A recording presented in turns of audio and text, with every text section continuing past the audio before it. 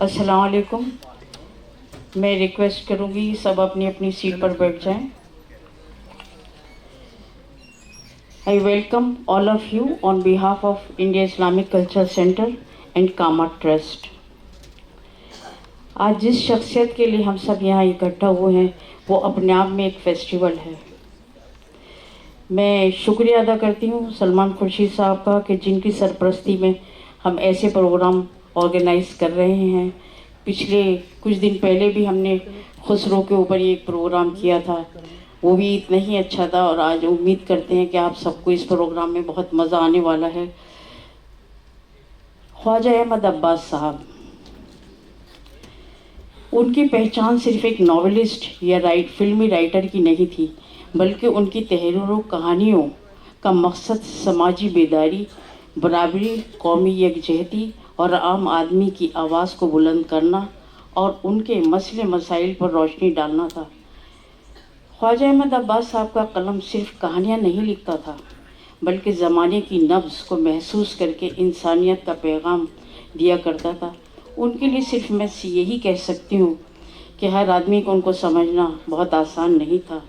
मेरी लिखी बातों को हर कोई समझ नहीं पाता, मेरी लिखी बातों को हर कोई समझ नहीं पाता, क्योंकि मैं एहसास लिखता हूँ और लोग अल्फाज पढ़ते हैं। ज़्यादा ना बोल के, क्योंकि प्रोग्राम अपने आप में इतना खूबसूरत है, मैं प्रेसिडेंट साहब से, इंडिया इस्लामिक कल्चर सेंटर जनाब सलमान खुर्शीद साहब से रिक्वेस्ट करूँगी कि हमारे मेहमान खुसूसी मोहतरमा मीरा साहिबा का इस्तकबाल गुलदस्ता दे के करें।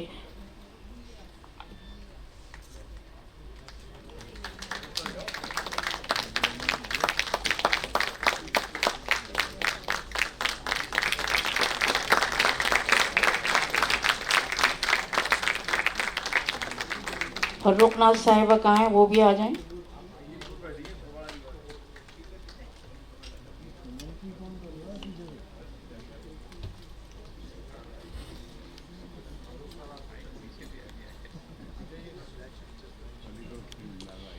शाहिदा जैदी साहिबा, शाहिदा जैदी साहिबा जो उनकी फैमिली से हैं, मैं जनाब सिराजुद्दीन कुरैशी साहब से रिक्वेस्ट करूंगी कि उनको एक फ्लावर पॉट देके उनका इस्तकबाल करें।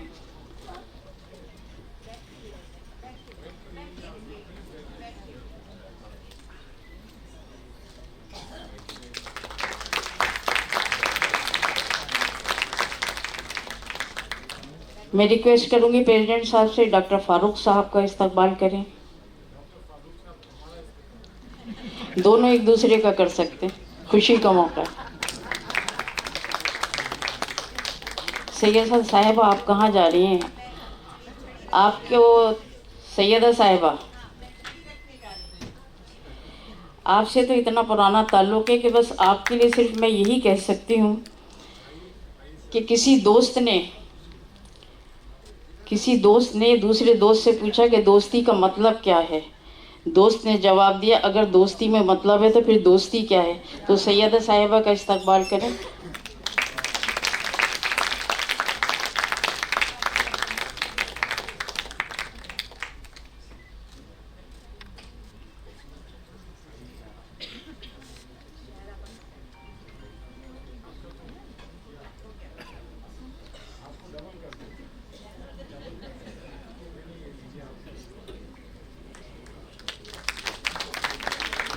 प्रोग्राम को आगे बढ़ाते हुए मैं अपनी दोस्त सुखप्रीत से रिक्वेस्ट करूंगी कि वो आगे प्रोग्राम कामा ट्रस्ट से जो ताल्लुक़ रखती हैं, एक ट्रस्टी हैं उसकी, मैं उनसे रिक्वेस्ट करूंगी वो स्टेज पे आएँ और प्रोग्राम को आगे बढ़ाएं।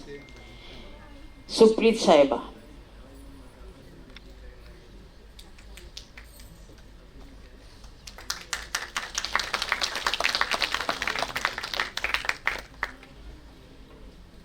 Good evening. Before we proceed with the evening, आप सबसे गुजारिश है कि अपने सेल फोन्स प्लीज़ चेक कर लीजिए और उसको साइलेंट मोड पे कर दीजिए। On behalf of the Khwaja Ahmad Abbas memorial trust, I welcome you all to today's program Dastaan Khwaja Ahmad Abbas. Abbas Sahab used every medium to communicate his thoughts. He was a filmmaker, a journalist, उन्होंने pledge लिखे, उन्होंने short stories लिखी, novels लिखे, and of course he wrote the longest running newspaper column, The Last Page. In taking forward his legacy, several events have been organized by the Khwaja Ahmad Abbas Memorial Trust over the years. From plays, readings, seminars, memorial lectures, podcasts, and today it's the first time that we are presenting a dastan on Khwaja Ahmad Abbas Sahab. And with this, I welcome Sayyida Appa, Chairperson, Khwaja Ahmad Abbas Memorial Trust, to please say a few words and welcome our esteemed guests.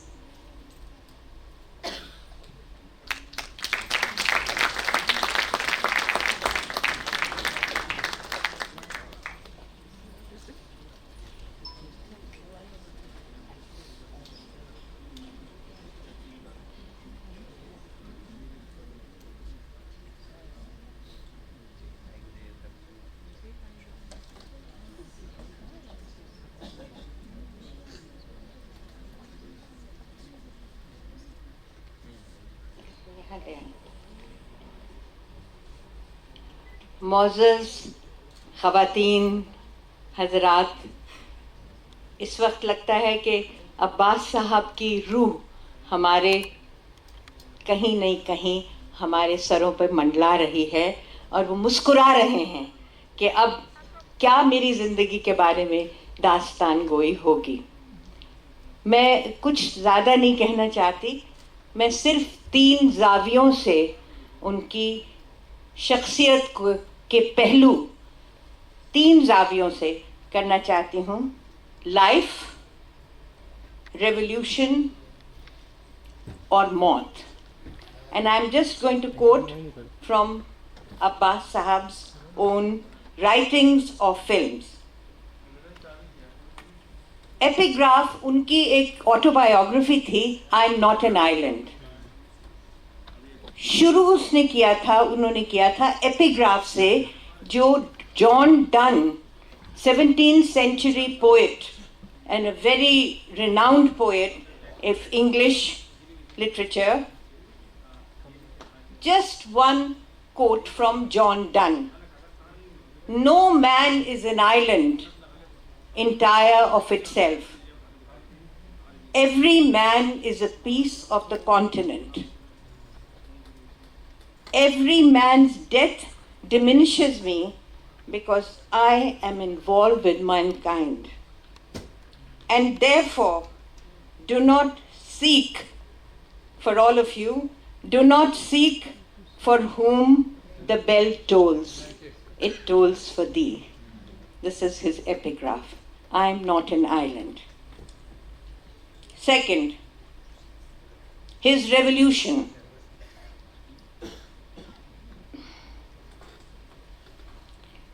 एक film बनाई थी उन्होंने, उसका नाम था राही। उसके lyrics का छोटा सा हिस्सा मैं आपके सामने पेश करूंगी। वो शायर थे प्रेम धवन, म्यूजिक डायरेक्टर थे अनिल बिस्वास, और जो गाने के बेहतरीन गाने जिन्होंने आवाज़ दी थी उस गाने की, वो थे हेमंत कुमार। अब क्या कहते हैं? जुल्म ढाले तू सितम ढाले, हमारे भी तो दिन हैं आने वाले। रेवोल्यूशन। जुल्म ढाले, जुल्म कहते हैं, जुल्म नहीं कहते, बट जुल्म ढाले तू सितम ढाले, हमारे भी तो दिन हैं आने वाले। लगाए जा तू कोड़े हमें थम थम कर। The way the whole world in a way symbolizes this expression. लगाए जा तू कोड़े हमें थम थम के, हर एक घाव बोलेगा जबान बनकर। होठों पे लगेंगे कब तलक ताले, हमारे भी तो दिन हैं आने वाले। ये कली कली तेरे लिए खार बनेगी। It was the tea gardens of Assam. ये कली कली तेरे लिए खार बनेगी, ये पत्ती पत्ती तेज तलवार बनेगी, ये डाली डाली लेके आएगी भाले, हमारे भी तो दिन है आने वाले। ये टुकड़ा था उस गाने का जो राही टी गार्डन वर्कर्स, और आखिर में death. He died in the Bombay hospital and wrote these few lines few days before he passed away. And please note these lines, again quote unquote.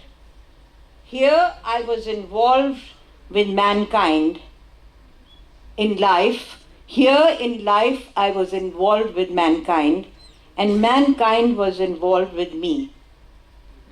Ram and Muhammad, Gandhi and Goethe, Lenin and Jawaharlal Nehru, Shakespeare and Shelley, they were all a part of me and I was a part of them. Thank you very much.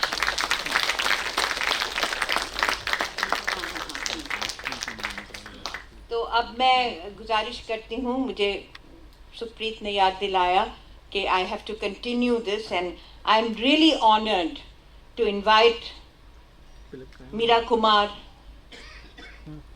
and she doesn't need an introduction. You all are very familiar with this personality. तो मैं मीरा कुमार जी से गुजारिश करती हूँ कि वो चंद अल्फाज कहें, और मैं मीरा आपके शान में एक शेर पढ़ना चाहती हूँ, आप वहीं खड़ी रहें.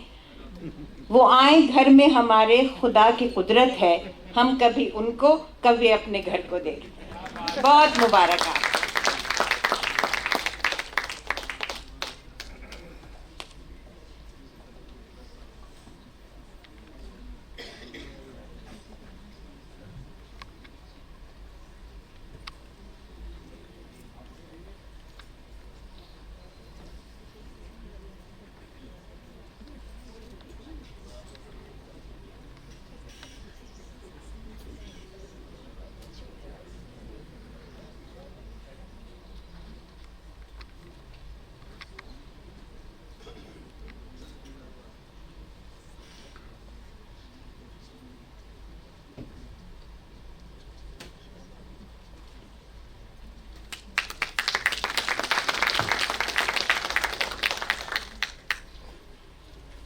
इतनी खूबसूरत शाम है,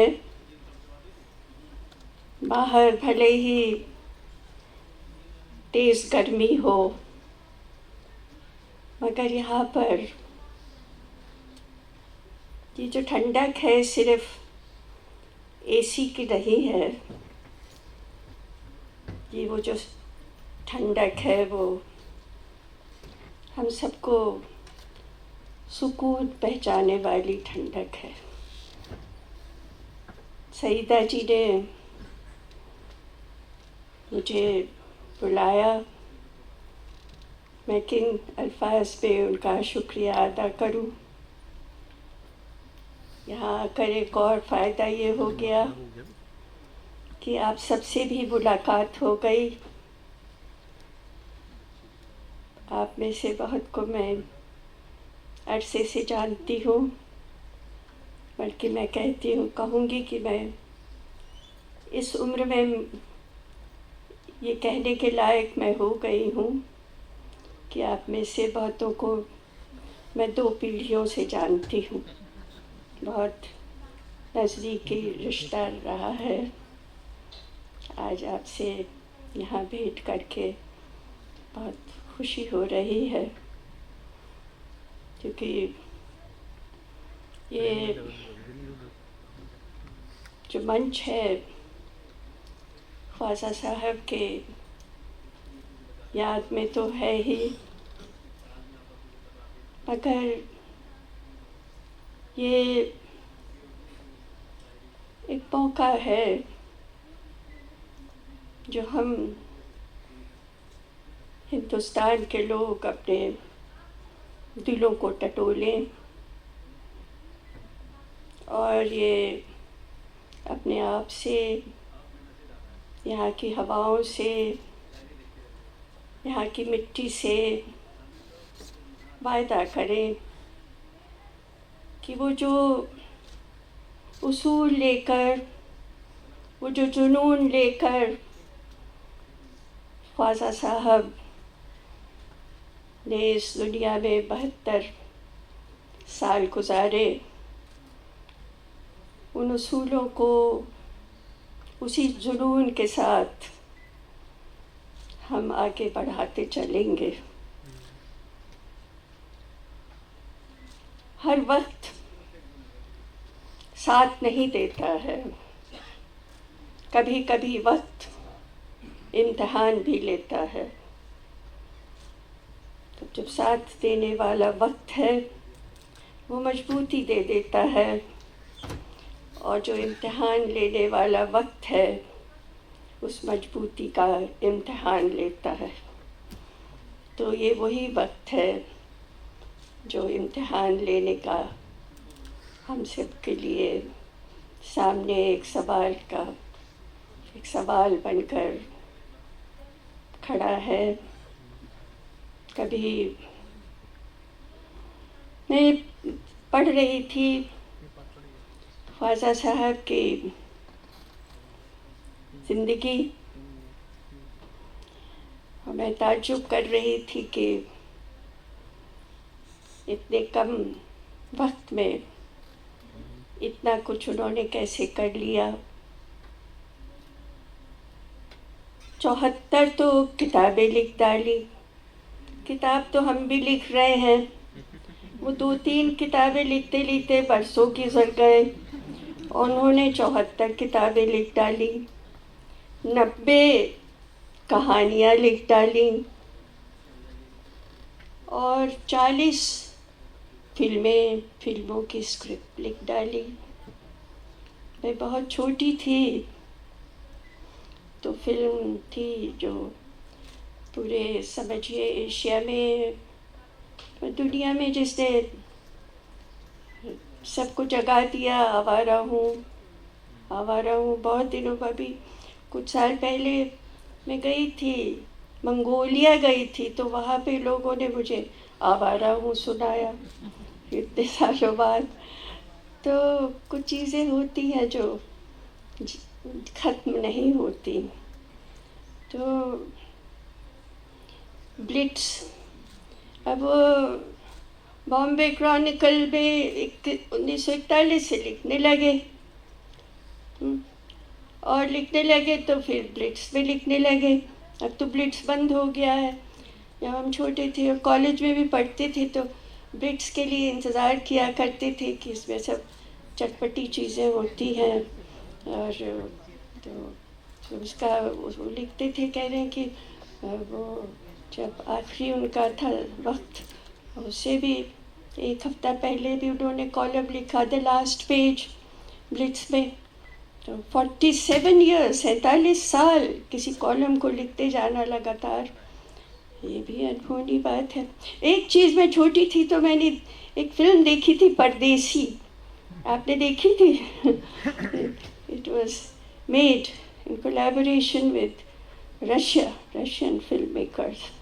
तो वो पहली फिल्म थी जो बनी थी, तो उसकी भी स्क्रिप्ट इन्होंने लिखी।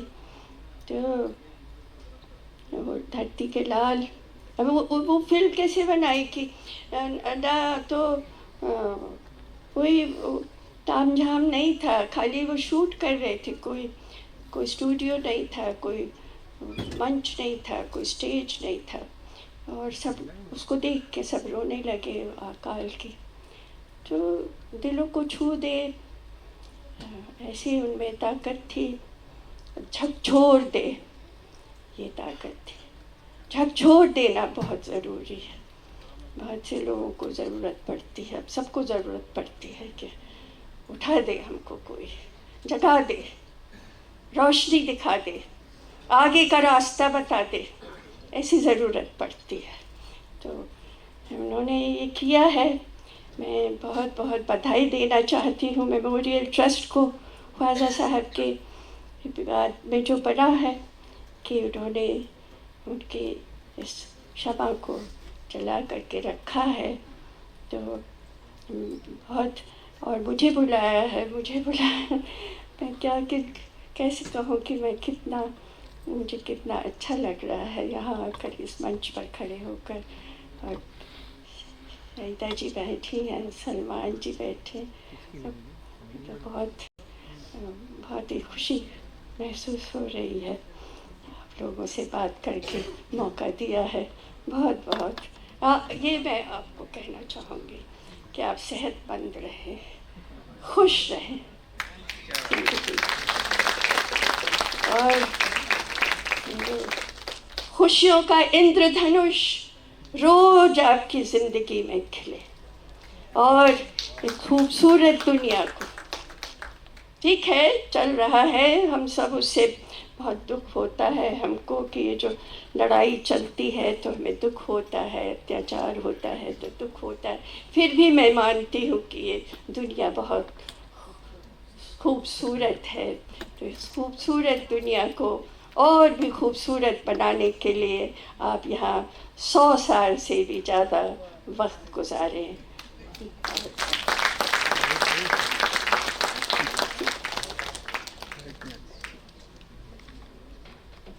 Thank you so much, Meera ji. May I now request Salman Khurshid Sahab, President IICC, to please say a few words.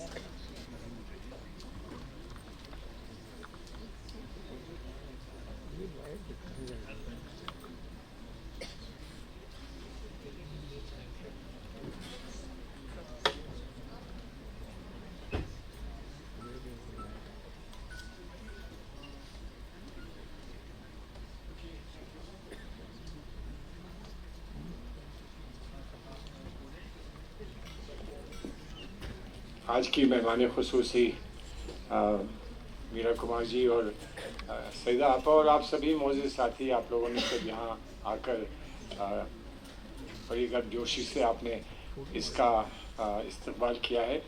आज का जो ये प्रोग्राम है ख्वाजा साहब के याद में, और इसको यकीनन मैं समझता हूँ कि हम सब लोग यहाँ जो बैठे हैं, बहुत सारे लोग वो हैं जो शायद पूरी तरह से जिनका इंट्रोडक्शन ख्वाजा अहमद अब्बास साहब से नहीं रहा होगा, बहुत है जो उन्हीं की बातों को सुनकर और उनके तासुरात पर अपने बचपन और अपने नौजवानी के दिन याद करेंगे। और जिस जज्बे को आज मीरा जी ने जिस बात का जिक्र किया है, मैं समझता हूँ बहुत यकीनन हम लोगों के लिए बहुत अच्छा आज का अनुभव होगा, आज का तजुर्बा होगा, यकीनन बहुत खूबसूरत होगा। और उसमें से अगर एक खूबसूरत ज़िंदगी के और तस्वीर बाहर निकल कर आएगी तो हम यकीनन अपने मेहमान खुसूसी का सही इस्तकबाल करेंगे और उनकी बात पर हम लोग आगे बढ़ेंगे, तो यकीनन हमको भी उनकी दुआएं हमको मिलेंगी और खुशी मिलेगी। सबसे बड़ी बात ये है हम लोगों की जो जस्तजू और कोशिश है, मैं शाहवर साहब को ख़ास तौर पे मुबारकबाद देना चाहता हूँ कि उन्होंने ये ज़िम्मेदारी, कल्चर की ज़िम्मेदारी भी हाल में ली है और बहुत बेहतरीन प्रोग्राम्स हो रहे हैं, बहुत अच्छे प्रोग्राम्स हो रहे हैं जो सिर्फ एंटरटेनमेंट से जिनका रिश्ता नहीं है, बल्कि एंटरटेनमेंट विद अ पर्पस, जो उनकी जो कोशिश है और जो जस्तजू है वो ये है कि हम यहाँ पर लुत्फ़ उठाएं लेकिन कुछ सीख कर जाएं, कुछ अपने दिल को में झांकने की कोशिश कर सकें और दिल में क्या है उसको हम समझ सकें। और उस तजुर्बे में और उस सिलसिले में आप सबकी शिरकत है। मैं आपका इस्तकबाल करता हूँ और शुक्रगुजार हूँ कि आप लोग सब यहाँ आए। यकीनन आज का दिन एक दास्तान का दिन है, हम दास्तान सुने, अपनी दास्तान खुद ना बना सकें।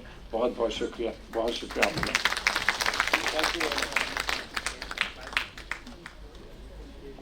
Thank you very much. And I also want to acknowledge our two very special guests, Farooq Saab, Dr. S. Farooq, or Mehra Saab, who have been a very integral part of our trust and who have supported us in everything that we do. Now, without further ado, may I request Mahmood Farooqi to please introduce Dastane Khwaja Ahmad Abbas. बहुत शुक्रिया बहुत शुक्रिया फातिमा वज़रात।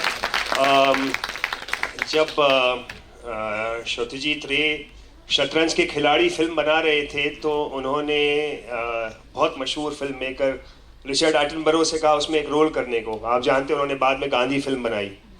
तो Richard Attenborough ने सुना और हाँ कह दिया। लोगों ने उनसे पूछा कि अरे आपने तो स्क्रिप्ट भी नहीं देखी। तो उन्होंने कहा अगर सत्यजीत रे मुझे टेलीफोन डायरेक्टरी पकड़ाएंगे और कहेंगे कि इसको ये रोल है तुम्हारा करने को, तो मैं उस पर भी रोल करने को तैयार हूँ। यही मामला मेरा सैयदा आपा के साथ है। सैयदा आपा की मेरे दिल में जो इज़्ज़त और जो कदर है, वो कुछ भी कहने को करने को कहेंगी, मैं उस पर आमन्ना सद्दकना कहूँगा, क्योंकि मेरी नज़रों में जो काम वो कर रही हैं और जिस तरह से उसे अंजाम दे रही हैं और जो उनकी एनर्जी है, जो उनका डेडिकेशन है, जो उनका विज़न है, वो बहुत काबिल तारीफ़ है। हमने ख्वाजा अहमद अब्बास को नहीं देखा, हमने ग़ुलामुस सिब्तैन को नहीं देखा, हमने ख्वाजा अल्ताफ़ हुसैन हाली को नहीं देखा, हमने सिर्फ सैयदा आपा को देखा है और जितना देखा है वही हमारे लिए काफ़ी है। बाकी और लोग हमारी नज़र में समा नहीं सकते। बहुत मशहूर एक पुरानी अरबी कहावत है, अल-फ़क़्रु फ़ख़्री, अल-फ़क़्रु ला यमलिकु शैयन वला युमलक। फ़कीर वो है जिसका कोई मालिक नहीं और फ़कीर वो है जो किसी चीज़ का मालिक नहीं। और ये बात काफ़ी हद तक सैयदा आपा पे सादिक़ आती है, क्योंकि जो चीज़ उनकी निगाह में है वो है सिर्फ, जिसे हम कभी कहते थे, हिंदुस्तान जन्नत निशान। हिंदुस्तान जन्नत निशान की माजी, उसकी रिवायतें, उसके बुलंद अक़दार, उन्हीं का परचम वो दिन रात उठाए रहती हैं। मैं खुद दास्तान करता हूँ, मैं खुद प्रोग्राम्स करता हूँ, मगर मैं इस उम्र पे उनकी एनर्जी देख के दंग रहता हूँ।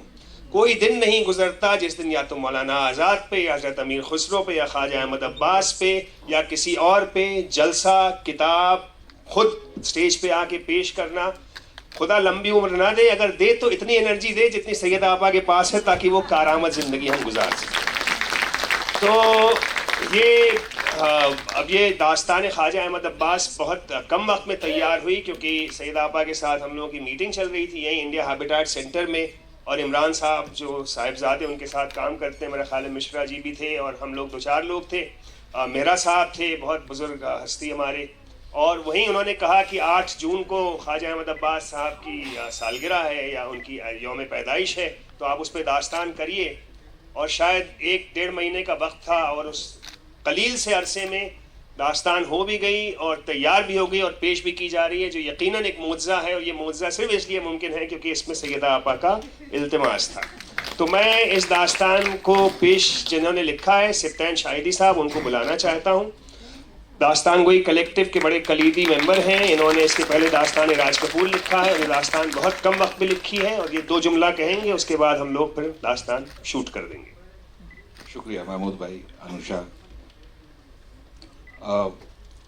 30-35 दिन का वक्त मिला था और ख्वाजा साहब ऐसे मुसाफिर थे कि ऐसे लंबे सफ़र पे आप उनके पीछे चलते जाइए और उनके तजुर्बे चुनते जाइए और पूछिए कि ख्वाजा साहब कुछ और।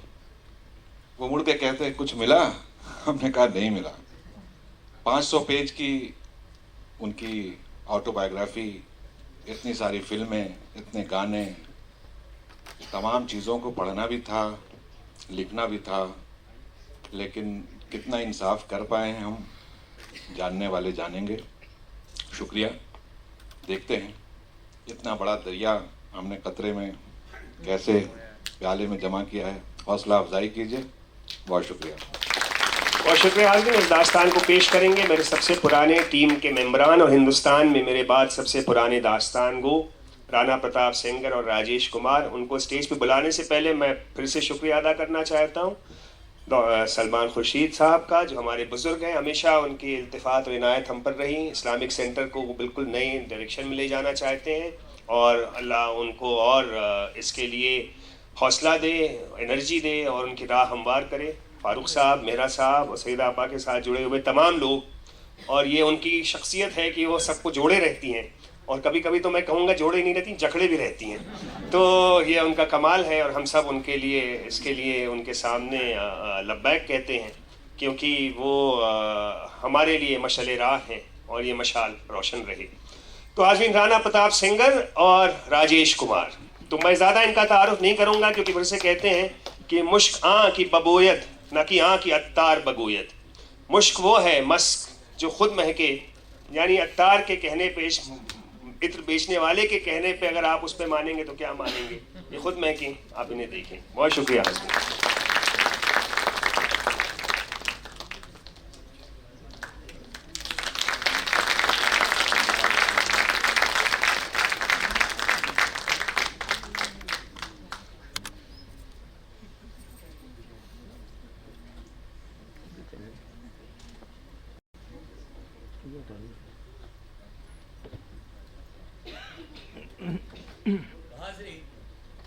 माइक ऑन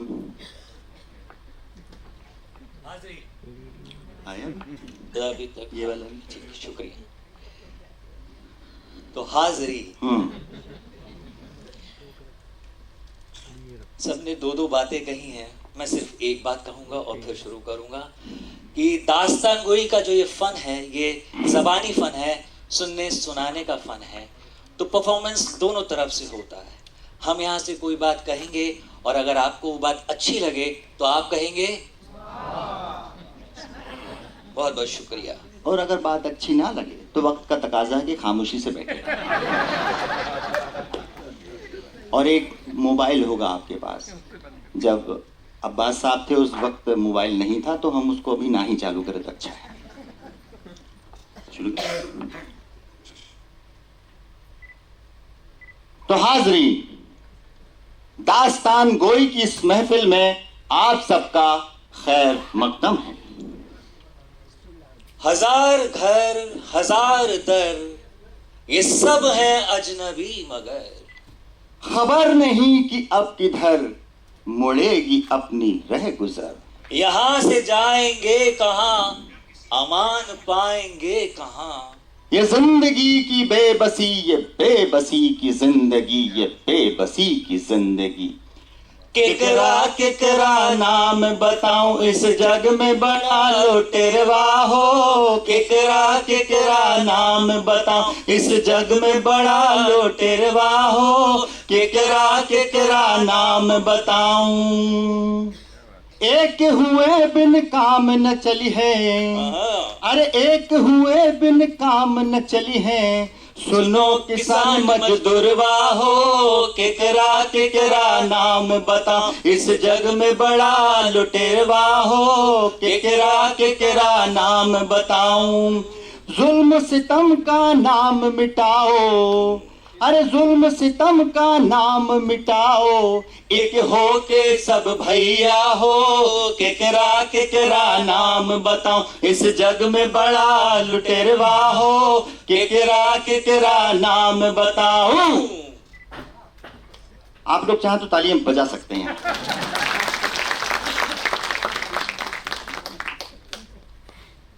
तो हाजरीन, हिंदुस्तान जन्नत निशान की जंगे आजादी ने एक से बढ़कर एक मतवाले पैदा किए। उसमें कुछ शायर थे, कुछ इनकलाबी थे, कुछ सहाफी थे, कुछ कलाकार और कुछ सियासतदान थे। मगर ये फख्र सिर्फ एक शख्स को हासिल हुआ कि जो अदीब भी था, सहाफी भी, अफसाना निगार भी, फिल्म साज भी, सियासतदान भी और दानिश्वर भी। अगर वो सिर्फ सहाफी होता तब भी उसका लास्ट पेज उसे हमेशा जिंदा रखता। अगर सिर्फ कहानियां लिखता तब भी वो अमर था।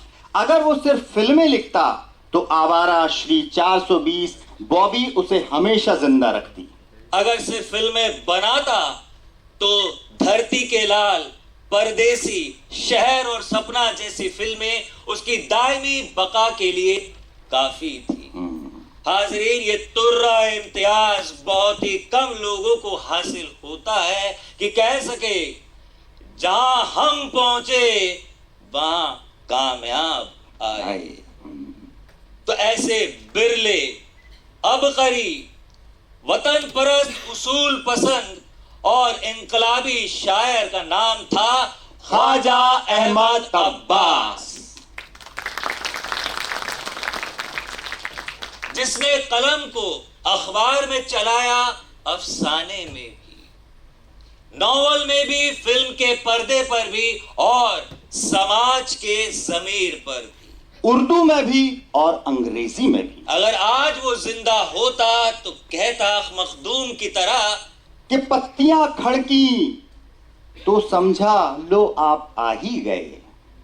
सजदे मसरूर की माबूद को हम पा ही गए। शब के जागे हुए तारों को भी नींद आने लगी। आपके आने के एक आस थी, अब जाने लगी। सुबह ने जागते हुए ली अंगड़ाई।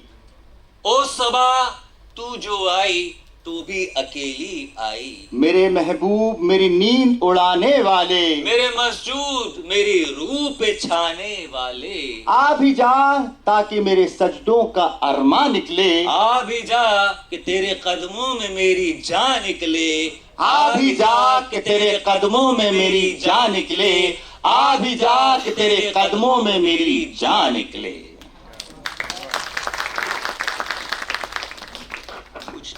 ये डिस्टर्बेंस हो रहा है इस वाले माइक में थोड़ा सा, ठीक, आगे कर लो थोड़ा सा। नहीं, इसमें कर कर कर आवाज आ रहा है बार बार, हाँ, डिस्टर्बेंस। हाँ हेलो, हाँ शायद ठीक है। तो हाज़रीन, पेश है दास्ताने ख्वाजा अहमद अब्बास। तो हाज़रीन, किस्सा शुरू होता है 1914 से, जब हमारे अजीम हिंदुस्तान सैकड़ों रियासतों में बटा हुआ था। गांव में नौटंकी मंडलियां चलती थी, पारसी थिएटर चलते थे, अंग्रेजी सरकार अपनी ताकत के नशे में चूर थी। महात्मा गांधी अपने वतन से दूर साउथ अफ्रीका की मिट्टी में तप रहे थे। लाहौर से लेकर फिरोजपुर तक गदर पार्टी की सरगर्मियां तेज थीं, बगावत की चिंगारियां सुलग रही थीं। गोया एक अजीब वक्त था, एक अजीब जमाना था, एक अजीब बेकरारी थी। तो हाज़रीन, किस्सा शुरू होता है शहर पानीपत से, जो शुरू से तारीखी जंगों का अखाड़ा रहा है और लहू से भीगा हुआ एक मैदान रहा है, जहां बाबर, हेमू और अहमद शाह अब्दाली जैसे सूरमाओं के घोड़ों की टापे गूंजी। वक्त बदला और मिट्टी की नई परत जमीन पे बिछी, नई नस्लें आईं। तमाम मुश्किलों, आफतों और सुकून के बीच हयात का ये दरिया अपनी मौज, अपनी रवानी में बहता रहा। आज भी यमुना किनारे जब शाम में पुरवाई बहती है तो कई रागनी हवाओं का आंचल काढ़े उस धुंधलके में थिरकने लगती हैं। समय करा दे नर के कर ले, समय है बस आनी जानी, समय के प्यारा धोरा धर जा, समय बदल जावे वाणी, समय बदल जावे वाणी। तो आज पानीपत के एक मकान में एक पुरानी डायरी मिलती है। पीले पड़े यादों के सफ़े खुलते हैं, वक्त की गर्द में लिपटी इबारतें एक पुराने घर की कहानी कहती हैं, एक गुजरे हुए दौर की आहट सुनाई देती है। एक खानदान का पता चलता है।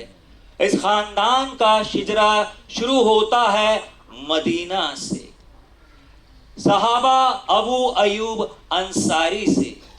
जब ये खानदान पीढ़ी दर पीढ़ी के बाद मदीना से निकलकर अफगानिस्तान के शहर हेरात से होता हुआ सुल्तान गयासुद्दीन बलबल के दौर में हिंदुस्तान में पानीपत में पहुंचा, वहां पड़ाव डाला और यहीं का होकर रह गया। ख्वाजा गुलाम अब्बास जैसे बागी इस खानदान में पैदा हुए, जिन्हें अंग्रेजों ने तोप से उड़ाने की सजा सुनाई। कई फौजी कमांडर, दीवान और बड़े बड़े आलिम भी इस खानदान में पैदा हुए। अल्ताफ हुसैन हाली जैसे कद्दावर अदीब और शायर, जिन्होंने मिर्जा गालिब के शागिर्द होने के बावजूद शायरी के नए उसूल तय किए। कोई महरम नहीं मिलता जहां में, मुझे कहना है कुछ अपनी ज़बां में। कफस में जी नहीं लगता किसी तरह, लगा दो आग कोई आशिया में, लगा दो आग कोई आशिया में, लगा दो आग कोई आशिया में। और फिर एक दिन इसी खानदान में गुलाम उस्तैन के घर 7 जून 1914 की वो शाम थी कि आंगन में उतरते फरिश्तों ने मसरूरा खातून की गोद में चांद रख दिया।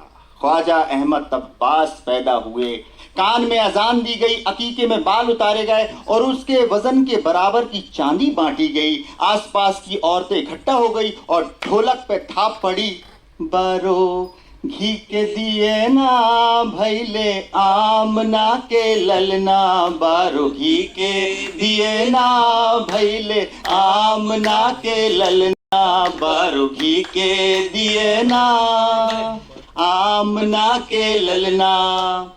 मैं बस अपने बारे में ये कह सकता हूँ कि ये फल यानी ख्वाजा अहमद अब्बास एक अजीब व गरीब ख़ानदानी दरख्त से गिरा है, जिसमें दरवेश भी थे, औलिया भी थे, शायर भी थे, किसान भी थे और फौजी भी थे।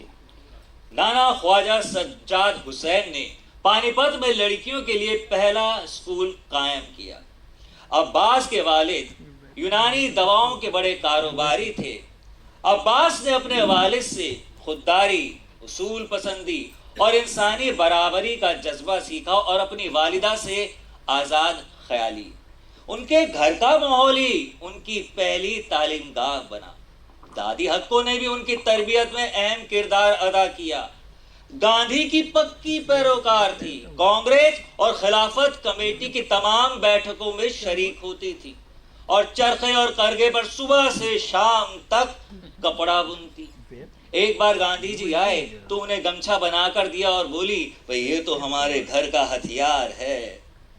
और फिर जब चंदा इकट्ठा हुआ तो अपने सारे गहने जेवर उतारकर गांधी जी की झोली में डाल दिए। फिर बाद में उनकी आंखें कमजोर हो गई, पैरों ने साथ छोड़ दिया, कमर झुक गई, लेकिन करगा एक दिन के लिए भी बंद नहीं हुआ। एक बार किसी ने पूछा, भाई ये क्या बुनती हो, क्या बना रही हो? तो बोली, अपना कफन। हाजरीन, खद्दर के कफन में दफन होने वाली वो शायद पहली औरत थी। उन्होंने अब्बास की अदबी जिंदगी पर भी बहुत गहरा असर डाला। हक्को बहुत बड़ी दास्तान गो थी। बच्चे बड़ी हैरत से उनकी कहानियां सुनते। 3 शहजादों की, 7 शहजादों की, फूलों में रहने वाली परियों की, ऐसे घोड़ों की जो उड़ भी सकते थे और बात भी कर सकते थे। हक्को बड़ी मजाहिया थी। जब बच्चे उनसे पूछते कि हक्को तुम्हारे दांत कहाँ गए, तो मुस्कुराकर कहती, अरे आज को चूहे आज ही उठा कर ले गए। अब हाजरीन बताइए, ऐसे ऐसे लोग, तरह तरह के ख्याल, हाली की शायरी, तहजीब निस्वा जैसे रिसालों में छुप छुप कर लिखने वाली खानदान की औरतें। अब्बास अपने पैदा होने से पहले ही बड़ा अफसाना निगार बन चुका था। लेकिन हाजरीन, एक हादसा ऐसा हुआ घर में कि वो खुद अफसाना बनते बनते रह गया। वजह थी उनके वालिद की सख्त उसूल परस्ती। वो शादी ब्याह में फिजूल खर्ची के सख्त खिलाफ थे। जहेज, सजा हुआ घोड़ा, बाराती, दावतें, सब हिमाकत है। रसूल खुदा ने भी तो ताकीद किया है कि शादी की रस्मों में सादगी बरतें, कर्ज ना लें। एक बार घर में शादी थी, ढोल शहनाइयाँ बज रही थी। उनके वाले साहब को कुछ ना सूझा तो सत्याग्रह का फैसला किया। अपने 1 महीने के अब्बास को उठाया और पास वाले सराय में जाके छुप गए। पीछे एक पर्ची छोड़ गए कि जब तक फिजूल खर्ची बंद नहीं होगी शादी में, मैं और ये बच्चा दोनों भूखे प्यासे रहेंगे। अब जब शाम को वो पर्ची अम्मा के हाथ में लगी तो रोना पीटना मच गया। रात भर ढूंढाई चली। ये पता चला कि वो पास वाले सराय में है। सारी औरतें वहां गई, दरवाजा खटखटाया, वालिद साहब के अंदर से आवाज आई, पहले कसम खाओ शादी में कोई फिजूल खर्ची नहीं होगी। सब औरतों ने कसम खाई, तब जाके उस उसूल परस्त बाप ने दरवाजा खोला।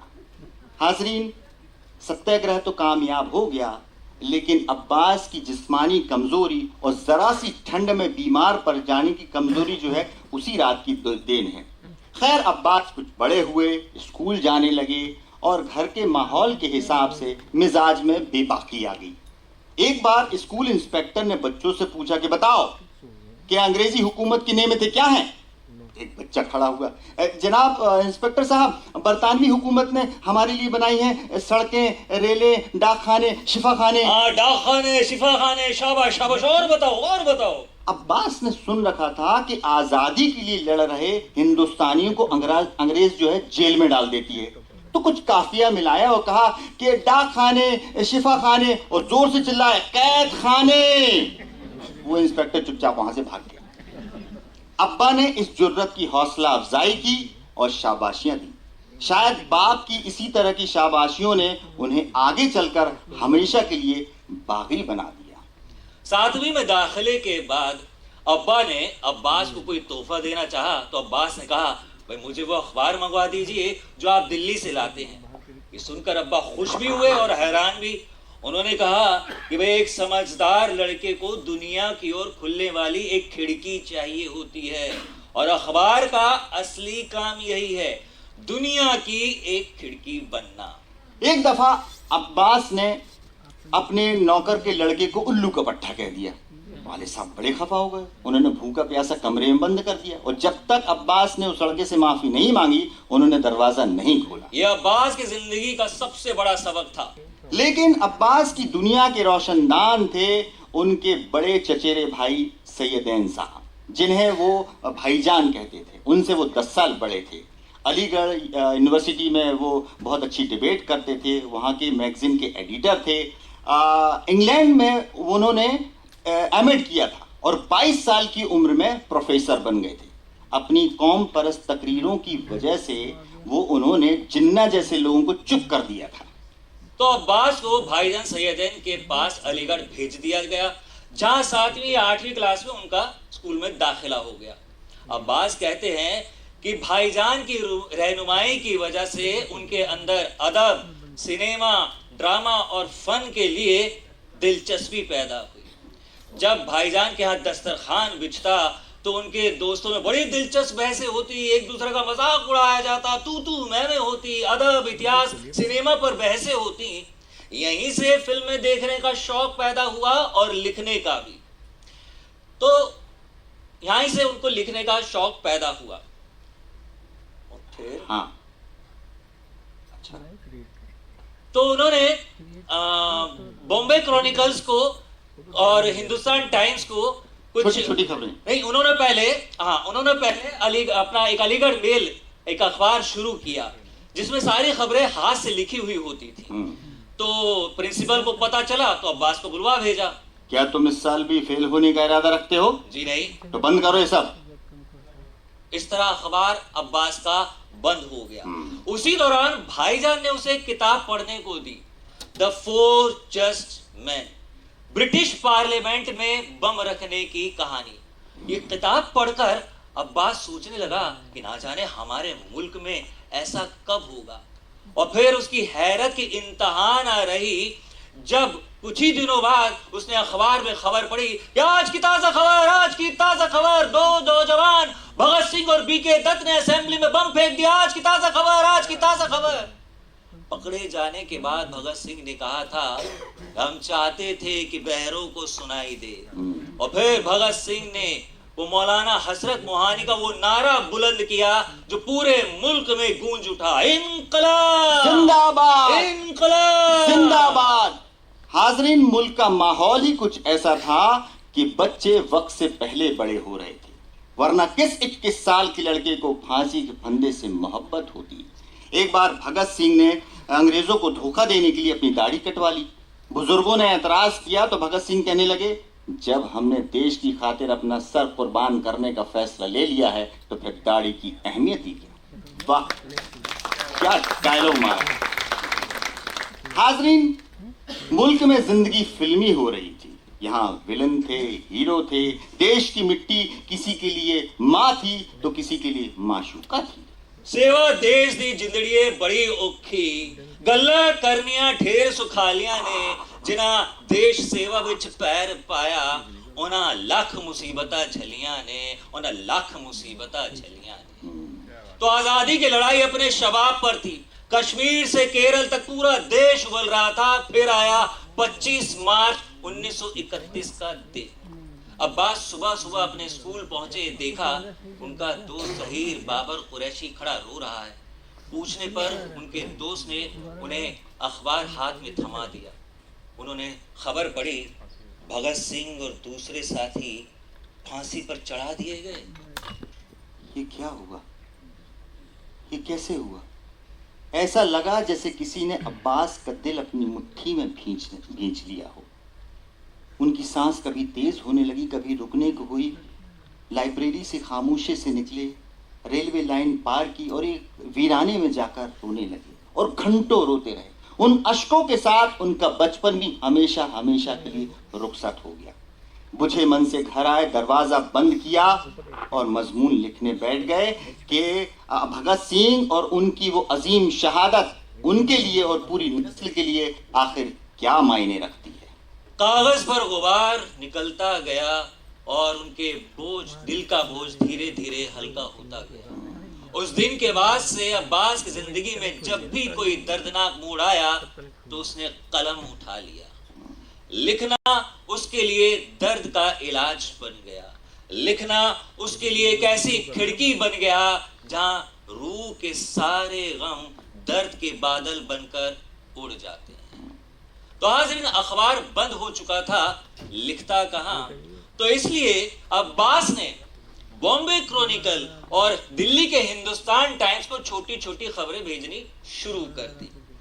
बॉम्बे क्रॉनिकल से मेहनताने में महज एक मुफ्त कॉपी मिलती थी और हिंदुस्तान टाइम्स से 3 रुपए प्रति कॉलम, जो महीने में 2-3 ही छप पाते थे। लेकिन उस दौर में 1 रुपया हफ्ते भर चलता था, तो दोस्तों के साथ चाय और बिरयानी का इंतजाम हो जाता था। और बाकी बचा तो अलीगढ़ की मशहूर रिवायत आप जानते ही होंगे। बताइए बताइए। उधारी। अरे तुम्हारे कुछ पैसे थे ना, तुम दो मुझे। अरे तुम अलीगढ़ से नहीं लो, कम से कम उधारी तो दे सकते हो ना यार। तो मैंने भी तो तुमको उधार दिए थे। अरे तो वहाँ हर आदमी एक दूसरे को उधार वाला है। तो बात है। हाँ। चलो हिसाब बात में आगे। तो कुल मिलाकर हाज़रीन, जिंदगी बड़े मजे और सुकून से कट रही थी। हाज़रीन, अलीगढ़ मुस्लिम यूनिवर्सिटी की चंद चीजें मशहूर हैं, लेकिन एक चीज जो सबके सर चढ़ के बोलती है, वहां पर रात को 2 बजे रेलवे स्टेशन जाकर चाय पीना। कोई बुक स्टॉल था? बुक स्टॉल नहीं था, वहां हम लोग मोहब्बत करने जाते थे। हाँ, अरे गुजरती ट्रेन वहां से गुजरती थी, अगर किसी लड़की की चेहरा दिख जाता था खिड़की में ट्रेन में तो लगता था 2 मिनट के लिए मोहब्बत होती थी, हम खुश। एक लड़का तो बंसवर के आता था कि क्या पता कोई ट्रेन रुके और सच में उससे मोहब्बत हो जाए। तो साहब, हम इस तरह से इसी तरह की बहसों में उलझ जाते। ट्रेन वहां से गुजर जाती, ट्रेन कभी रुकती तो उसकी पेंट्री कार से कभी बिस्किट टाप लेते, बिस्किट को तरते, खाली जेब चाय की प्याली और अपने दिल में इनकलाब लिए अगली ट्रेन का इंतजार करते। तो मोहब्बत, सियासी बहसें और आवारगी, ये हमारी आज़ादी का तराना था। यहाँ हुस्न की बरक चमकती है, यहाँ नूर की बारिश होती है, हर आह यहाँ एक नगमा है, हर अश्क यहाँ एक मोती है, हर शाम है मिस्र यहाँ, हर शब है शबे हिराज यहाँ, है सारे जहाँ का सोज यहाँ और सारे जहाँ का साज यहाँ, है सारे जहां का सोज यहाँ और सारे जहां का साज यहाँ। नाज़रीन, अब्बास और उनके दोस्त कभी कभी भाईजान की वो 2 सीटर स्पोर्ट्स कार चुरा कर स्टेशन तक ले जाते। पहले उसे धीरे धीरे धक्का देकर चुपके चुपके बंगले से बाहर निकालते, फिर एक डुप्लीकेट चाबी जिसे एक टिन के ओपनर से बनाई थी उसे स्टार्ट करते और ज़ूम, ये जा वो जा। बहुत बाद में पता चला कि भाईजान उस वक्त सोने का नाटक किया करते थे और उन्हें कभी रोका टोका नहीं, शायद अपनी नेक दिल बीवी अजीज की वजह से, जिन्होंने उनको अलीगढ़ में कभी अम्मा की कमी महसूस नहीं होने दी। अब्बा छुट्टियों में अपने वालिद से मिलने दिल्ली चले गए। अजमेरी गेट के पास उनकी यूनानी दवाइयों की फार्मेसी थी। वहीं पड़ोस में एक अखबार चलता था, नेशनल कॉल, जिसके एडिटर थे JN साहनी साहब। अब्बास साहब को लगा कि क्यों ना हाथ आजमाया जाए। अपने हाथ से लिखा हुआ उनको अखबार दिखा। साहनी साहब बहुत खुश हुए, उन्होंने बोले साइकिल उठाओ, जा खबरें इकट्ठी करके लाओ। तो सुबह 8 बजे अब्बास को 4 पुलिस स्टेशनों और 4 अस्पतालों में जाकर ये खबर इकट्ठी करनी होती थी कि काश कोई हादसा हो जाए, कोई खबर मिल जाए। अब्बास जो है साइकिल लेके पुलिस स्टेशन के सामने जाते, साइकिल की घंटी बजाते और जोर से बोलते, साहब कोई खबर है क्या? कोई खबर नहीं, सब ठीक है, कोई नहीं मरा। तो दिल्ली में पत्रकारिता के तजुर्बे ने 19 बरस के अब्बास के दिमाग की खिड़की थोड़ी और खोल दी। उन दिनों अंग्रेजों ने हिंदू और मुसलमानों के बीच दरार डालने की कोशिशें काफी तेज कर दी थी। उनके भाड़े के टट्टू अलीगढ़ में नारा लगाते, इस्लाम खतरे में है, और बनारस जाकर कहते हिंदू खतरे में है। अब्बास अब तक सोशलिस्ट और कम्युनिस्ट बन चुके थे।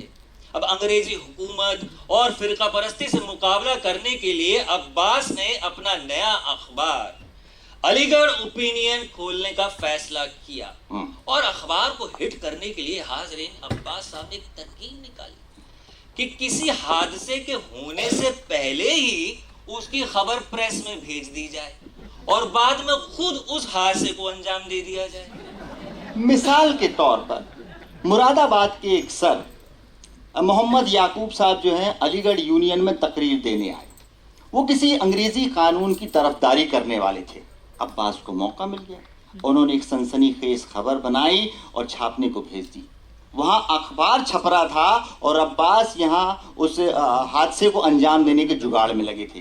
वो कहीं से अंग्रेजी कानून की कॉपियाँ भी लेके आए थे।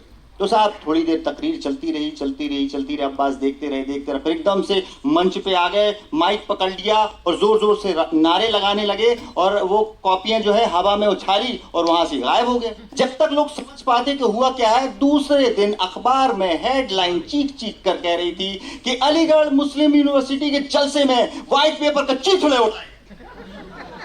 दूसरे सभी अखबार हमारी इस रिपोर्टिंग की स्पीड को देखकर भौचक्के रह गए। ना गुजरे कुफ्र से तो ईमान नहीं मिलता। वही तो। हाँ सोचो, अगर वो तकरीर, वो जलसा कैंसिल हो जाता तो कैसी बदनामी होती। हाँ सही बात है। कुछ दिन बाद पता चला कि पंडित नेहरू की ट्रेन जो है अलीगढ़ से गुजरेगी। अब्बास ने और उनके दोस्तों ने मिलकर एक स्टेशन पहले खुर्जा में उन्हें सुबह 5 बजे पकड़ लिया।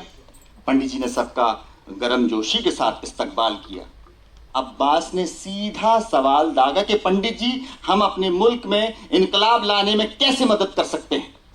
सवाल करो, सबसे पहले अपने दिमाग में इनकलाब लाओ। अच्छा, वो कैसे पंडित जी? सवाल करो, दलील पर दलील दो, परंपराओं से, अंधविश्वासों से और ताकतवरों से किसी भी बात पर यकीन मत करो, चाहे वो तुम्हारे बाप दादा से ही क्यों ना आई हो, चाहे किसी टीचर, प्रोफेसर से, किसी मौलवी से, पंडित से, लीडर से। सवाल करो, दलील करो। देखो, हकीकत तक पहुंचने का एक ही तरीका है, सवाल, और हकीकत ही हक से मिलाता है। उसके बाद नेहरू जी ने अब्बास की वो छोटी ऑटोग्राफ की नोटबुक में लिखा, लिव डेंजरसली। वाह क्या बात है पंडित जी, ये होता है नेता। उस दिन के बाद से अब्बास साहब नेहरू जी के फैन बन गए और ता जिंदगी उनके फैन बने रहे। अब्बास इस बार अपनी छुट्टियों में वो दिल्ली ना जाके बॉम्बे चले गए। वहां बॉम्बे क्रॉनिकल में इंटर्नशिप में मतलब मुलाजमत मिल गई। यहीं पर उनकी मुलाकात हुई जॉर्ज बर्नार्ड शॉ से, जो अपनी जहाज पे एक लंबे सफर पे निकले थे और कुछ दिनों के लिए बंबई में आके ठहरे थे। उन्हीं के साथ अतिया फैजी साहिबा भी थी, जो कैम्ब्रिज में जाकर कैम्ब्रिज में पढ़ने वाली हिंदुस्तान की पहली मुस्लिम खातून थी। तो अतिया फैजी के बेबाक और इनकलाबी ख्यालात में अब्बास इस कदर डूब गया कि जब अलीगढ़ लौटा तो एक लड़की जहां आ रहा उसके दिलो दिमाग पर काबिज थी। जहां आ रहा, हाजरीन, लड़की क्या थी? तूफान थी। अंग्रेजी में अखबारों को खत लिखती और हर खत में लड़कियों की तालीम का मुद्दा उठाती। अलीगढ़ में लड़कियों के लिए कोई अंडर ग्रेजुएट डिग्री कॉलेज नहीं था, तो उसकी डिमांड करते हुए उसने अपनी रोशनाई से अखबारों के सफ़ों में आग लगा दी थी। क्या किसी यूनिवर्सिटी को ये हक है कि वो औरतों को तालीम से महरूम करे? क्या हम औरतें महज मर्दों की खिदमत और तफरीह के लिए हैं? क्या हम नापाक हैं कि इल्म जैसे मुकद्दस मंदिरों की दहलीज के लांघने के काबिल भी न समझा जाए? उस जहां आरा ने मजहबी किताबों के हवाले दे देकर बार बार अखबारों को खत लिखे। साहब, चारों ओर हंगामा हो गया। लोग मजमून छोड़कर जहां आरा को ढूंढने लगे। दिल्ली के अखबारों को कुछ शक हुआ कि भाई ऐसी नफीस अंग्रेजी लिखने वाली कोई मुसलमान लड़की, ऐसी तीखी नजर, ऐसी चुभती बातें, आखिर क्या माजरा है, क्या मामला है? अब कुछ लोगों को हमदर्दी हुई, कुछ को इश्क होने लगा। एक अखबार ने लिखा कि अगर ये खत फर्जी नहीं है तो अपनी तस्वीर भेजिए। हाजरीन, कहने की जरूरत नहीं है कि वो जहां आ रहा अब्बास ही थे। अब मसला फंसा कि तस्वीर कहाँ से लेके आए। खैर, एक दोस्त के पास उसके टूटे हुए दिल की निशानी 2 टुकड़े की लड़की की तस्वीर रहती थी। वो उसकी जिंदगी से जा चुकी थी लेकिन बटुए में रहती थी। तो अब्बास साहब ने उसकी तस्वीर ली, किसी तरह से जोड़ा और एक कड़क जुमला लिख दिया कि मैं इस तस्वीर में पर्दे में नहीं हूँ, क्योंकि हिंदुस्तान की 5-10% मुस्लिम औरतें ही पर्दा करती हैं। बाकी 80% औरतें जो गांव में रहती हैं वो उस महंगे पर्दे का बोझ नहीं उठा सकती। तेरी नीची नजर खुद तेरी इस्मत की मुहाफिज है। तू इस नश्तर की तेजी आजमा लेती तो अच्छा था। तेरे माथे का टीका मर्द की किस्मत का तारा है। तू अगर साजे बेदारी उठा लेती तो अच्छा था। तेरे माथे का ये आंचल बहुत ही खूब है, लेकिन तू इस आंचल से एक परचम बना लेती तो अच्छा था। तू इस आंचल से एक परचम बना लेती तो अच्छा था। तू इस आंचल से एक परचम बना लेती तो अच्छा था। तो हाजरी, वो आंचल परचम बना जब कुछ ही बरस बाद 1937 में एक एजुकेशनिस्ट शेख अब्दुल्ला की मदद से अलीगढ़ में डिग्री कॉलेज की शुरुआत हुई। और फिर तो उस जगह से ऐसी ऐसी जहां आराएं निकली कि जिन्होंने दुनिया को हिला दिया। इस्मत चुगतई, कुदसिया जैदी, बेगम आगदा, खुर्शीद जहां और रेणुका देवी, ये सब जहां आरा ही तो थी। हजार शमा फरोजा हो रोशनी के लिए, हजार शमा फरोजा हो रोशनी के लिए, नजर नहीं तो अंधेरा है आदमी के लिए। नजर नहीं तो अंधेरा है आदमी के लिए। नजर नहीं तो अंधेरा है आदमी के लिए। अब्बास ने ग्रेजुएशन करने के बाद वहाँ से कानून की पढ़ाई भी कर ली। इसी दौरान कानून की पढ़ाई के दौरान उन्होंने अंग्रेजी कानून बहुत तोड़े। एक बार अब्बास और उनके साथियों ने किंग जॉर्ज और मल्लिका विक्टोरिया की भारी भरकम तस्वीर को फाड़ फूड़ कर सीधा ब्रिटिश प्रो-वीसी बंगले के सामने टांग दिया कि जनाब जब सुबह टहलने निकलेंगे तो इसी बागी नज़ारे से रूबरू होंगे। साहब सुबह जब हुई तो हंगामा बर्पा हो गया, पूछताछ मच गई कि भैया किसने किया, क्या हुआ, लेकिन सबूत किसी तरह से हाथ ना लगा और मामला ठंडा पड़ गया। ये बगावत का दौर था। मुल्क में एक से बढ़कर एक इनकलाबी शायर अपनी आवाज बुलंद कर रहे थे। जफर अली खां कह रहे थे, बारहा देखा है तूने आसमां का इनकलाब, बारहा देखा है तूने आसमां का इनकलाब, खोल आंख और देख अब हिंदुस्तान का इनकलाब। यहाँ जोश मलिकाबादी अंग्रेजों से लोहा ले रहे थे और कह रहे थे कि काम है मेरा तगय्युर, नाम है मेरा शबाब, मेरा नारा इनकलाब इनकलाब इनकलाब। फैज अपनी नज़मों से तख्त गिरा रहे थे, ताज उछाल रहे थे। मखदूम मुहीउद्दीन और कैफी आज़मी ख्वाबों को हकीकत बनाने के लिए अपने बाजू, अपने सर दांव पर लगा रहे थे। पूरे मुल्क की फिजा का रंग इनकलाबी था। लोग कुर्बान होने को बेचैन थे, बेताब थे। इस सुलगते वक्त में हाजरीन, अब्बास ने सन 35 में कानून की पढ़ाई मुकम्मल की, डिग्री जेब में रखी और पहुंच गए बम्बई। बम्बई हाजरीन, बम्बई के क्या कहने। ये वो दौर था जब बम्बई अपनी जादुई करवट ले रहा था। वहां सिनेमा था, संगीत था, ड्रामे थे, आर्ट और कल्चर पर बहसें होती थी। मजदूर तहरीक अपने उरूज पर थी। बम्बई में मंटो थे, कैफी आज़मी, इस्मत चुगतई वगैरह वगैरह तमाम लोग सब बम्बई में ही मौजूद थे। तो फ्लोरा फाउंटेन के पास एक चरमराते डगमगाते लकड़ी के 2 मंजिला मकान में बॉम्बे क्रॉनिकल्स के दफ्तर में अब्बास को 20 रुपए तनख्वाह महीने की नौकरी मिल गई और भिंडी बाजार में एक कमरे की चौल का इंतजाम भी हो गया। लेकिन चौल के कमरे के अंदर ही नहाने का नल लगा हुआ था। कोई पर्देदारी नहीं थी। अगर नहाने का दिल करे तो रूममेट को बालकनी में जाना पड़ता था। खैर साहब, किसी तरह मन लगाकर काम किया, जी लगाकर काम किया, और 3 महीने बाद ही तनख्वाह बढ़कर 50 रुपए हो गई। लेकिन 50 रुपए में भी मामला टाइट था। ना वो किताबें खरीद सकते थे, ना नए कपड़े, और अब्बा की, वालिद साहब की मदद लेने से उन्होंने पहले इनकार कर दिया था। अब्बास साहब और पंडित नेहरू के बीच खतो खिताबत का भी सिलसिला चलता रहा।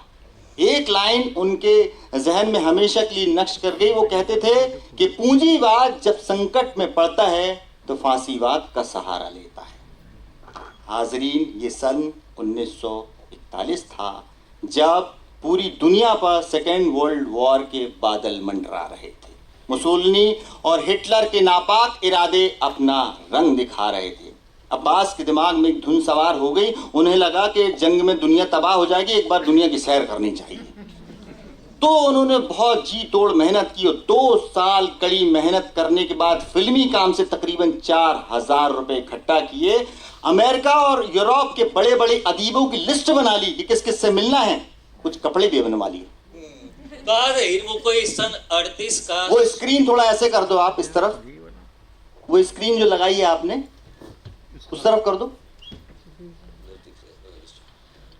तो सन 38 का कोई सुहाना दिन था जब 24 साल के अब्बास पानी के जहाज पर निकले, पूरब से पश्चिम का रास्ता पकड़ा और सिलोंग यानी श्रीलंका, सिंगापुर, हांगकांग के रास्ते चीन, जापान, नागासाकी होते हुए अमेरिका पहुंच गए। अर्नेस्ट हेमिंगवे से मिले, लॉस एंजलिस में रेडियो प्रोग्राम किए, न्यूयॉर्क में शामें गुजारी, इटली जिनेवा होते हुए तुर्की आए, इराक और दजला फरास को पार करते हुए करबला से होते हुए इस्तांबुल की गलियों के चक्कर लगाए। तुर्की से लेके सारनाथ तक, अजंता से लेके मॉस्को तक, रोम से लेके पानीपत तक, जो कुछ मैंने देखा, जिया, महसूस किया, ये सब मेरे अंदर है, मेरा हिस्सा है, और मैं भी इन सब का हिस्सा हूँ। दुनिया ने मुझे बनाया है और मैंने भी दुनिया को बनाया है। मैं इंसानियत में शामिल हूँ जैसे इंसानियत मुझ में शामिल है। जैसे बीज दरख्त से पैदा होता है और दरख्त उसी बीज की औलाद होता है। और एक तवील सफर एक मुसाफिर को भीतर से तराश देता है। तो जब वो दुनिया नाप कर लौटा तो उसके जहन और सोच के दायरे वसी हो चुके थे। सामने दुनिया की एक अजीम खिड़की खुल गई हो। उस खिड़की से झांककर उसे महसूस हुआ कि इंसान के आंसुओं और मुस्कुराहटों का रंग हर मुल्क में एक ही जैसा होता है। जब वो हिंदुस्तान से निकला था तो महज एक नौजवान था, मगर लौटते वक्त उसके सीने में पूरी दुनिया का दर्द था। और अब वो एक ऐसा मुसाफिर बन चुका था कि जिसकी कलम सिर्फ एक मुल्क की नहीं बल्कि पूरी इंसानियत की धड़कन लिखने के लिए बेचैन थी, बेताब थी। तो हाज़रीन, चीनो अरब हमारा, हिंदुस्तान हमारा, रहने को घर नहीं है, सारा जहां हमारा। हिंदुस्तान हमारा, रहने को घर नहीं है, सारा जहां हमारा। तस्वीर लेना चाहते हैं? ले लीजिए, ले लीजिए। रुक जाएंगे हम लोग, बोलते बोलते अच्छी नहीं आएगी। ले लीजिए, अब रुकी गए हैं तो हो गया, ठीक। चलिए, तो हाजिर इत्तेफाक कुछ ऐसा हुआ कि अब्बास के अखबार में एक दिन वो फिल्म रिव्यू लिखने वाले पत्रकार छुट्टी पर थे, तो एडिटर साहब ने इसकी जिम्मेदारी अब्बास साहब को सौंप दी। अब्बास साहब ने अपने पहले ही रिव्यू में खलबली मचा दी, ऐसा तीखापन डाला कि वो फिल्म रिव्यू लिखने वाले पत्रकार के बजाय फिल्म क्रिटिक बन गए। और इस तरह से उन्होंने एक साल में तकरीबन 300 से ज्यादा हिंदी अंग्रेजी फिल्म देख डाली और 10 साल में 3000। अच्छे बुरे की तमीज बेहतर हुई और बहुत जल्द अब्बास फिल्मों की धज्जियां उड़ाने वाले नाकिद के तौर पे बदनाम हो गए। लेकिन साहब एक डायरेक्टर थे जिनको वो अपना उस्ताद मानते थे, वो थे वी शांताराम। वी शांताराम की आदमी जब रिलीज हुई तो अब्बास को जानबूझकर नहीं बुलाया गया। खैर फिर भी वो टिकट खरीदी उन्होंने और फिल्म देखी, और दफ्तर में आके, अखबार के दफ्तर में आके उन्होंने 7 पेज का मजमून लिख दिया। दूसरे दिन अखबार जब छपा, लोगों ने पढ़ा तो सिनेमा हॉल में भीड़ लग गई, टिकट पे टिकट बिकने लगी। वी शांताराम ने शुक्रिया का खत उन्हें लिखा और बहुत जल्द दोनों की दोस्ती हो गई। तो एक अंग्रेजी फिल्म क्रिटिक के तौर पर अब्बास की मकबूलियत बढ़ती जा रही थी। फिल्म रिव्यू अब्बास के लिए एक आर्ट था जिसे वो अखबार के पहले सफे पर छापना चाहते थे, लेकिन इस लायक कोई फिल्म तो आए। एक film I, the great dictator. Abbas साहब ने चार्ली चैपलिन की ये फिल्म देखी, उनकी अदाकारी देखी, इस फिल्म का उन पर गहरा असर हुआ, और हाज़रीन, पत्रकारिता के इतिहास में पहली बार हुआ जब किसी फिल्म का रिव्यू अखबार के पहले पन्ने पर छपा। तो हाज़रीन, फिल्म क्रिटिक और प्रोड्यूसर की दोस्ती कभी नहीं रहती। प्रोड्यूसर डायरेक्टर हमेशा फिल्म क्रिटिक से खार खाते हैं, चिढ़ते रहते हैं। तो कुछ फिल्म के प्रोड्यूसर्स ने अब्बास साहब को, वो लोग अक्सर ताना देते कि भाई दूसरों की फिल्मों को बुरा भला कहना बड़ा आसान है, कभी अपनी बनाओ तो हम भी देखें कि कितना हुनर रखते हो। अब्बास साहब कुछ ना कहते, चुप रहते, लेकिन फिल्म लिखने और बनाने का जुनून अंदर ही अंदर पलता रहा। और फिर एक दिन उनके दिमाग में ख्याल कौंधा, एक उसूल पसंद रिपोर्टर की कहानी। हाज़रीन, शशांक मुखर्जी बहुत बड़े प्रोड्यूसर थे, उन्होंने अपनी कंपनी खोल दी थी फिल्मिस्तान। जैसी उन्होंने कहानी सुनी, अरे वाह क्या बात है, फौरन 200 रुपये एडवांस दिया अब्बास साहब को, ये लो बहुत अच्छा है, क्या कहानी लिखी है, एक बागी रिपोर्टर की कहानी, इसमें तो अशोक कुमार अच्छा लगेगा, उसको कास्ट कर लेते हैं। तो साहब अशोक कुमार कास्ट कर लिए गए, और 7 ही दिन के भीतर ही भीतर अब्बास ने अपनी फिल्म, अपनी जिंदगी की पहली फिल्म नया संसार की स्क्रिप्ट बनाई, फिल्म की स्क्रिप्ट डायरेक्टर को दी और फिल्म सुपर हिट। अब्बा साहब जो थे उन्होंने कभी फिल्म नहीं देखी थी, उन्होंने पहली ये फिल्म देखी और फिल्म देखकर कहा, कहानी अच्छी हो तो फिल्म देखी जा सकती है। अच्छा लिखा है भाई तुमने।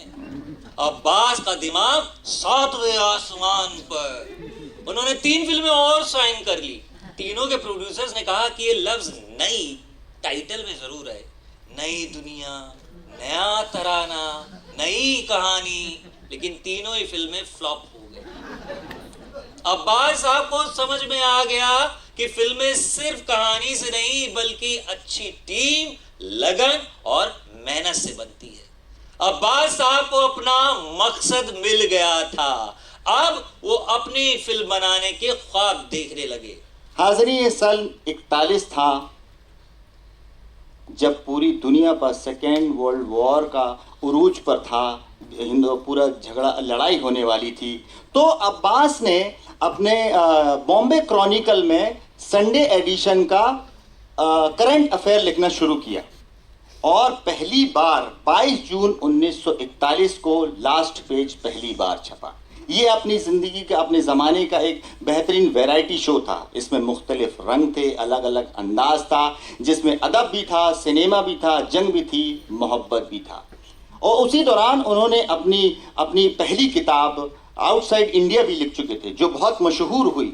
उसका रिव्यू लिखने के लिए श्रीलंकन एक लड़की अनिला डिसल्वा उनसे मिलने आई। बातों बातों में जिक्र निकला तो उन्होंने कहा, मैंने और होमी जहांगीर बाबा ने बैंगलोर में लिटिल वर्कर्स थिएटर शुरू किया है, इसे ऑल ओवर इंडिया फैलाना है। अच्छा, वर्कर्स थिएटर यानी पीपल्स थिएटर? पीपल्स थिएटर, और क्या बात है, क्या नाम है, बहुत खूब। इस तरह पीपल्स थिएटर का जन्म हुआ, जो बाद में इंडियन पीपल्स थिएटर एसोसिएशन बना, यानी इप्टा।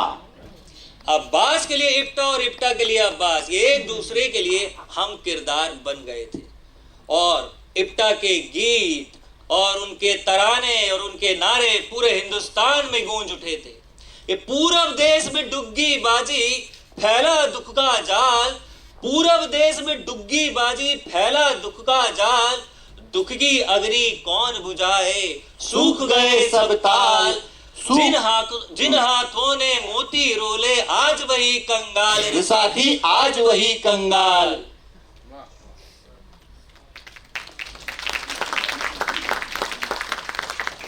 हाज़रीन, सब कुछ अच्छा चल रहा था, सब कुछ अच्छा चल रहा था। तो 41-42 का कोई मनहूस दिन था कि एक तार आया।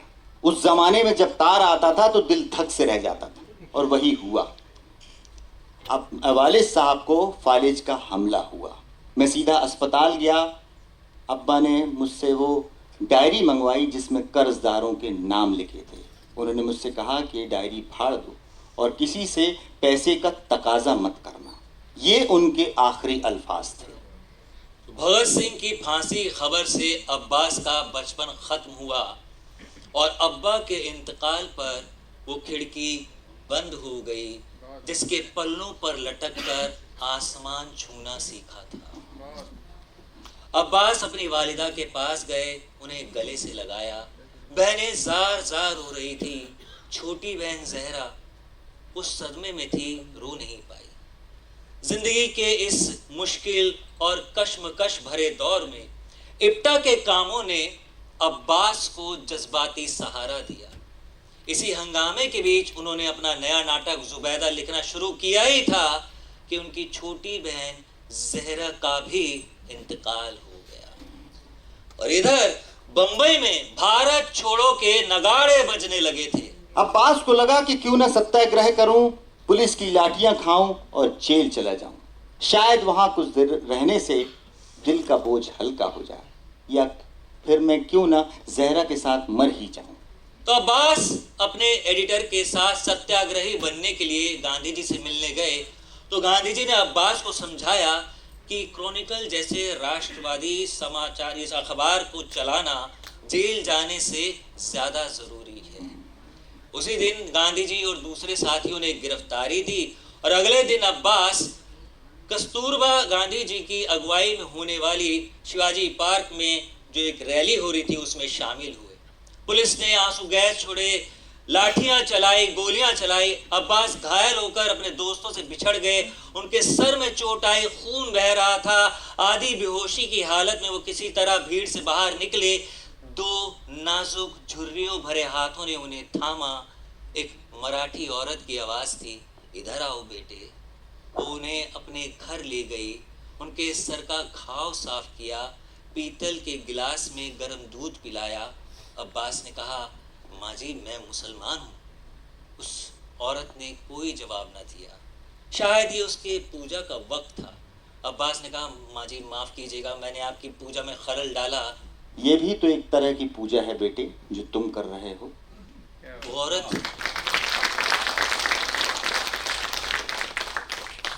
वो औरत कौन थी जिन्होंने आपकी पेशानी धोई खिदमत की? वो अम्मा भी हो सकती थी, जहरा भी हो सकती थी। कैद हयात तो बंदे गम, असल में दोनों एक हैं। मौत से पहले आदमी गम से नजात पाए क्यों? अब्बास परेशान हाल रहने लगा। तभी घर से खत आया कि लोगों के आने जाने से जिंदगी नहीं रुकती बेटे, घर आओ, जरूरी काम है। हाजरीन, वो जरूरी काम था शादी। शादी के लिए लड़की देखी गई थी। लड़की का नाम था मुज्तबाई उर्फ मुज्जी। यह अलीगढ़ में ही बीए कर रही थी और शायद वो अब्बास को पसंद भी करती थी। लेकिन अब्बास ने सोचा कि फिर भी उन्हें उनसे पूछना लाजिम है। चुनांचे उन्होंने खत लिखा। खत में लिखा कि आमदनी ज़्यादा नहीं है, आज़ादी की खुफिया तहरीक में शामिल होने की वजह से किसी भी वक्त गिरफ्तार किया जाता हूँ, लेकिन फिर भी मैं अपनी इस मुहिम में, अपनी इस खुशियों में, गम में आपको शामिल होने की दावत देता हूँ। अगले हफ्ते एक छोटा सा जवाब आया, मंजूर है। अब्बास शरीक नहीं थे लेकिन उनका उसूल तो था। कोई फिजूल खर्ची नहीं हुई। बारात में सिर्फ 20 लोग थे, ना शोर, ना बाजा, ना कोई दिखावा। सादा सी शादी हुई और अपनी शरीक हयात के साथ बंबई वापस। एडिटर साहब ने 15 दिनों का ब्रेक दे दिया। तो इन 15 दिनों में अब्बास ने मुज्जी को 15 फिल्में दिखाई। मुज्जी ने अब्बास को अब्बा और जहरा के गम से बाहर निकलने में मदद की। अब्बास ने अपना नाटक जुबैदा फिर से लिखना शुरू किया। लेकिन हाज़रीन, शादी का जायका समझ में नहीं आ रहा था। तो एक एतवार अब्बास ने ऐलान कर दिया, मुझे अपने नाटक जुबैदा का आखिरी एक्ट लिखना है। अच्छा, और मुझे क्या करना है? तुम्हें क्या करना है? जब मैं कहूँ कि मुझे चाय चाहिए या जब तुम्हें लगे कि मुझे चाय की जरूरत है, चाय दे देना, वरना चुपचाप बैठकर मुझे इंस्पायर करना। समझिए? तो साहब थोड़ी देर बाद चाय आ गई। चाय दानी में सिर्फ चाय थी और नींबू के टुकड़े। अरे दूध कहाँ है भाई? दूध वाली चाय से तुम्हें गैस हो जाएगी, नींबू वाली चाय पियो जितनी मर्जी। ये रोक टोक वाला जायका समझ में आने लगा था। खैर वो नींबू की चाय की चुस्कियां लेते रहे और नाटक लिखते रहे। ऐसा लगा जैसे उन्होंने उसकी कलम की रफ्तार बढ़ा दी हो। खैर दोपहर के खाने तक मैंने अपना नाटक पूरा कर लिया। मैंने कहा अब मैं तुम्हें इसे सुनाऊंगा, ठीक है? कोई जरूरत नहीं है। क्यों? तुम्हारे कंधे के पीछे से झांक कर मैं इसे पहले पढ़ चुका हूं। लेकिन ये तो गलत है। इस तरह से पढ़ना तो बेपर्दा होने जैसा है। जब तक कोई इंसान या तहरीर लिबास ना पहन ले वो आवाम के सामने नहीं आ सकता भाई। हाँ, बीवी आवाम नहीं होती। अच्छा तो बीवी क्या होती है? बीवी बीवी होती है। मतलब बीवी मतलब आधा शौहर। अच्छा, इस बात का अब्बास को कोई जवाब ना सूझा। इसके अलावा उन्होंने दरवाजे पर एक दरबान भी बिठा रखा था कि अगर कोई आए तो कहना कि अब्बास साहब सो रहे हैं। उन्होंने सारा इंतजाम कर लिया था ताकि मैं नाटक पूरा कर सकूं। अब समझ में आया कि एक कामयाब शादी का जायका कैसा होता है। कैसा होता है? खट्टा होता है। मेरा मतलब है नींबू की चाय की तरह खट्टा होता है। Thanks for the T. Mention not. देख रहे हो? तो साहब नाटक यहाँ जुबैदा तैयार हो गया। चेतन आनंद इसके हीरो बने। देवानंद को एक रोल मिल गया, मुज्जी को भी एक रोल दे दिया गया और बलराज साहनी ने स्क्रिप्ट जब पढ़ी तो वो डायरेक्ट करने को तैयार हो गए। बलराज साहनी देवानंद से बड़े परेशान रहते थे। उन्होंने गुस्से में एक दिन यहाँ तक कह दिया कि तुम मुझसे लिख कर ले लो, तुम कभी अच्छा एक्टर नहीं बन पाओगे। लेकिन नाज़रीन, बाद में बलराज साहनी की ये बात गलत साबित हुई। तो अब्बास ने अपना एक छोटा सा संसार बना लिया था और उनकी पहली फिल्म कामयाब रही तो उसी की बुनियाद पर उन्होंने अपना प्रोडक्शन हाउस खोला जिसका नाम रखा नया संसार। हालात बदलते हैं, दिन रात बदलते हैं, साथ साथ मौसम के फूल और पात बदलते हैं, दिन रात बदलते हैं। तो बजा लेंगे, बहुत देर बाद बजाएंगे।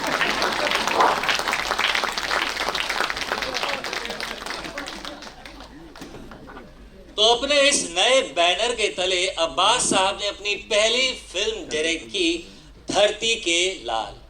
सन 1943 के बंगाल अकाल की बुनियाद पर बनी ये फिल्म इंसान के भूख से तड़पकर मरने की रूह कपा देने वाली हकीकत थी। फिल्म का अंजाम एक खूबसूरत उम्मीद जगाता है जहां लोग साझा खेती करते हैं, एक दूसरे का दुख दर्द बांटते हैं। इसी जज्बाती गहराई की बदौलत इस फिल्म को कई इंटरनेशनल अवार्ड्स मिले और इसी फिल्म से पंडित रविशंकर ने अपना फिल्मी म्यूजिक करियर भी शुरू किया।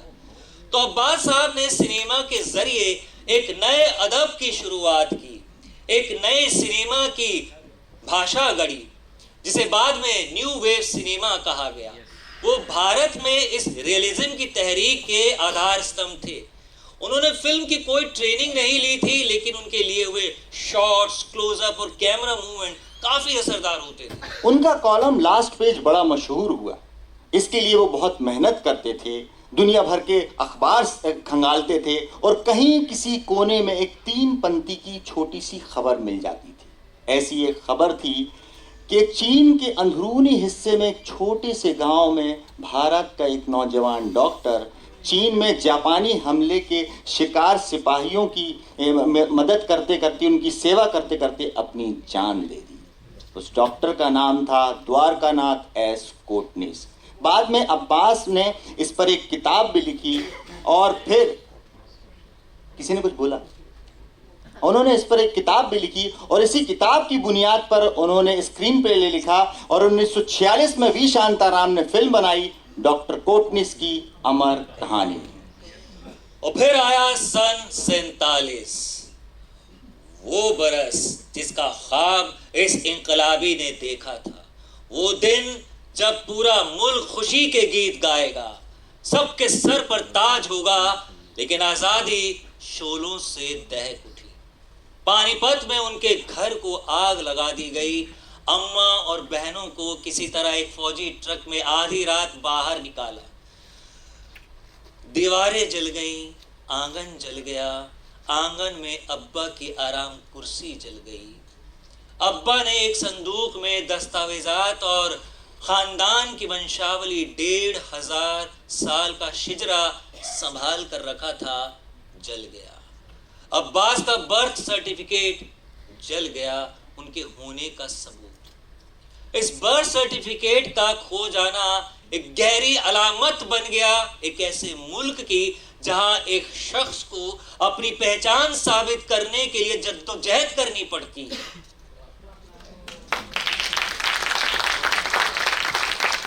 ख्वाजा अहमद अब्बास ने आज़ादी के ख्वाब क्यों देखा, जबकि उसे अपने वतन को लहूलुहान होते देखना था। सरहद पर खंजर से जो लकीर खिंची उसे मिटा नहीं पाया, बल्कि खंजर अपने सीने में घोंप लिया।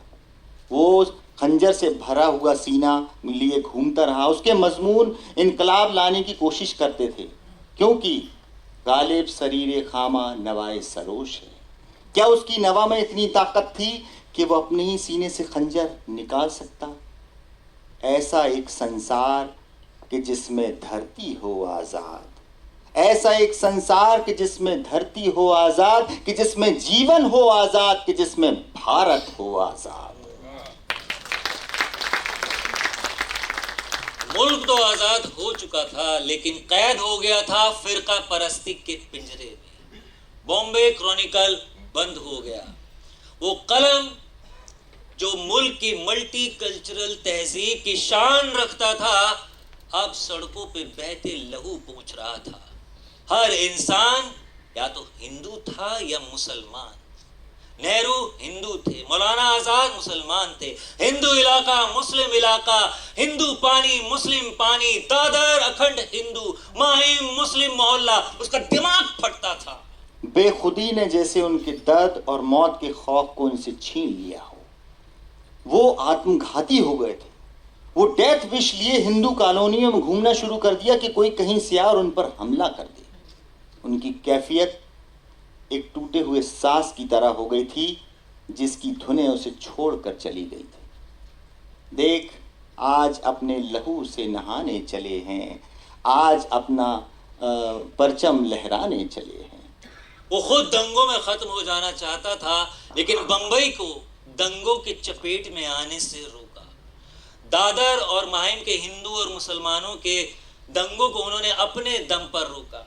उन्होंने दोनों तरफ के लोगों को पुलिस थाने बुलाकर एक साथ बिठाया। पता चला कि दोनों तरफ के लोग सिर्फ अफवाहों से डरे हुए थे। तब दुकानें खुल गई, एक दूसरे के सब लोग गले मिले और नफरत के गुबार धुल गए। पूरे शहर में अमन की खबर फैल गई। इप्टा और प्रोग्रेसिव राइटर एसोसिएशन ने कौमी एकता का जुलूस निकाला। पृथ्वीराज कपूर अपने दोनों बेटों राज कपूर और शम्मी कपूर के साथ नगाड़े बजाते हुए सबसे आगे चल रहे थे। बोरी बंदर से लेकर बांद्रा तक नफरत की दीवार को तोड़ते हुए अमन के गीत गाते, परचम लहराते चलते रहे। इप्टा से बलराज साहनी, देवानंद, चेतन आनंद और प्रोग्रेसिव राइटर्स एसोसिएशन से कैफी आजमी और मजरू सुल्तानपुरी। शायद उसी दौर में मजरू साहब ने लिखा होगा कि देख जिंदा से परे रंग चमन जोश बहार, रक्स करना है तो फिर पांव की जंजीर न देख।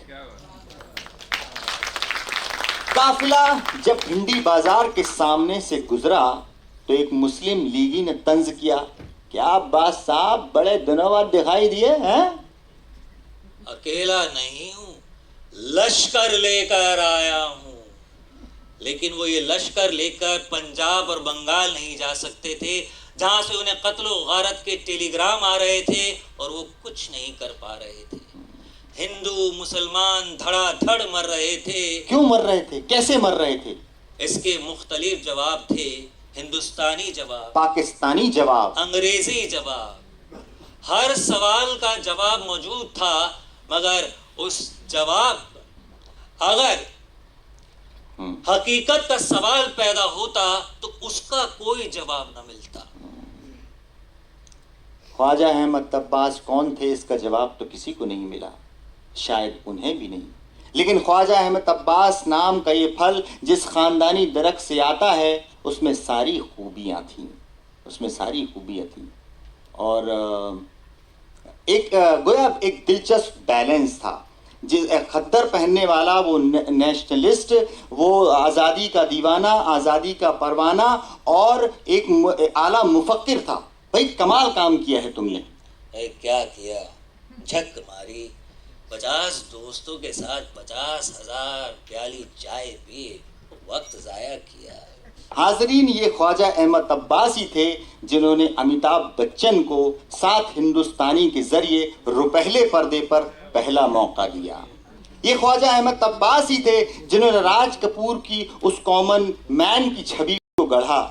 अनजान नगर सुनसान डगर का प्यारा हूँ, आवारा हूँ, या गर्दिश में हूँ, आसमान का तारा हूँ, आवारा हूँ। आवारा खाना बदोश, दर दर की ठोकरें खाने वाले सड़क छाप बदमाश की कहानी। इस फिल्म में पैदाइश बनाम परवरिश के सवाल को उठाया गया। 1951 में ये एक इंकलाबी सवाल था और आप तो जानते हैं हाजरीन, मिस्र से लेकर मॉस्को तक लोग इस फिल्म के दीवाने हो गए थे।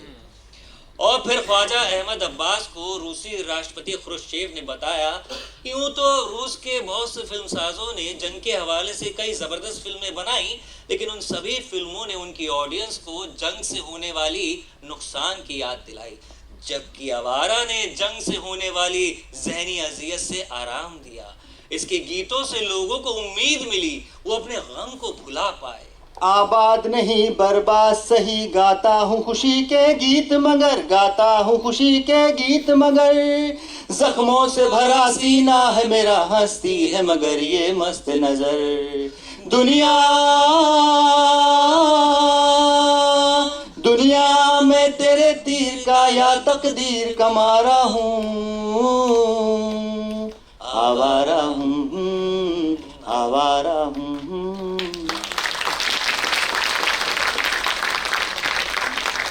लोग कहते हैं कि अब्बास साहब की डायरेक्ट की हुई फिल्म हिट नहीं होती, लेकिन अब्बास साहब हिट फिल्म बनाना ही नहीं चाहते थे। लेकिन हाँ, जब भी जरूरत पड़ी तो एक हिट फिल्म लिख दी, श्री 420। रमैया वस्तावैया, रमैया वस्तावैया, रमैया वस्तावैया, रमैया वस्तावैया, मैंने दिल तुझको दिया, मैंने दिल तुझको दिया, हो रमैया वस्तावैया, रमैया वस्तावैया। इसके बाद उन्होंने लिखी जागते रहो, और उसके जागते रहो के बाद राज कपूर का सबसे बड़ा अजीम ख्वाब, मेरा नाम जोकर। गिरने से डरता है क्यों, मरने से डरता है क्यों, ठोकर तो जब तक न खाएगा, पास किसी गम को न जब तक बुलाएगा, जिंदगी है चीज क्या नहीं जान पाएगा, रोता हुआ आया है रोता चला जाएगा। ए भाई जरा देख के चलो, आगे ही नहीं पीछे भी, दाएं ही नहीं बाएं भी, ऊपर ही नहीं नीचे भी। ए भाई पानी पी लो।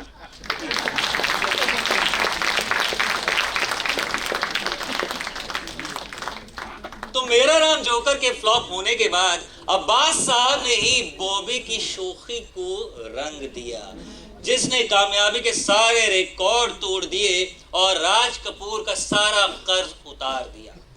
लेकिन अब्बास साहब ने लगातार अपना सोशलिस्ट सिनेमा बनाना जारी रखा।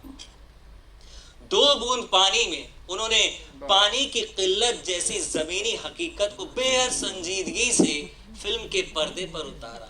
नीचा नगर, जिसे कैन फिल्म फेस्टिवल में इनाम मिला, आवारा, जिसे पूरी दुनिया में बेमिसाल शोहरत मिली, जागते रहो, जिसे कार्लोवी वेरी में क्रिस्टल ग्लोब अवार्ड मिला, 4 दिल 4 राहें, जिसमें दलितों के हक की बात की, राही, जिसमें चाय बागानों के मजदूरों के नगमे सुने, बिना गीतों वाली फिल्म मुन्ना, जिसमें यतीम बच्चों की आवाज उठाई, आसमान महल, जिसमें जमींदारों को डहते गुरूर को देखा, नक्सलाइट, जिसमें स्मिता पाटिल ने सिस्टम से लोहा लिया और रूस के साथ कोलैबोरेशन में बनी फिल्म परदेसी, जो एक रूसी जहाजी की दास्तान थी और नरगिस पर फिल्माए गीत बड़े ही प्यारे थे।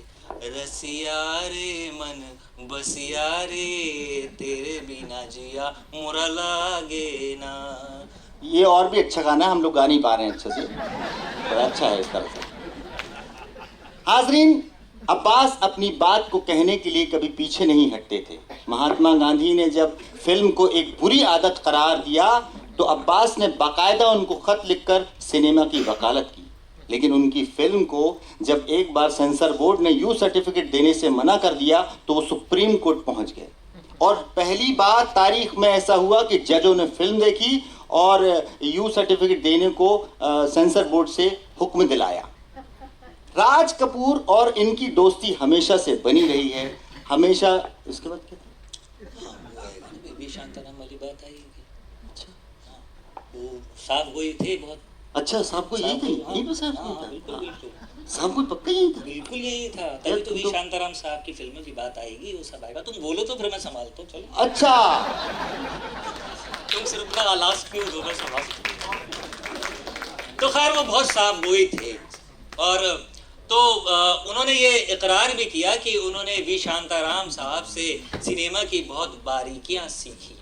और वो अपने एक किताब सोने चांदी की बुत इस किताब में लिखते हैं कि वी शांताराम की फिल्म आदमी और दुनिया न माने अच्छी हैं, और दो आंखें 12 हाथ और डॉक्टर कोटनीस की अमर कहानी शानदार है, मगर एक वक्त के बाद उनकी फिल्मों में भी जाहिरी चमक दमक और रियलिटी से एस्केपिज्म देखने को मिलती है। हाँ, तो अब आ रही थी वो वाली बात। हाँ, तो राज कपूर और अब्बास साहब की बहुत अच्छी दोस्ती थी, लेकिन अब्बास साहब ये बात कहने से कभी नहीं चूके कि राज कपूर 20वीं सदी का एक अनोखा कर्मयोगी था।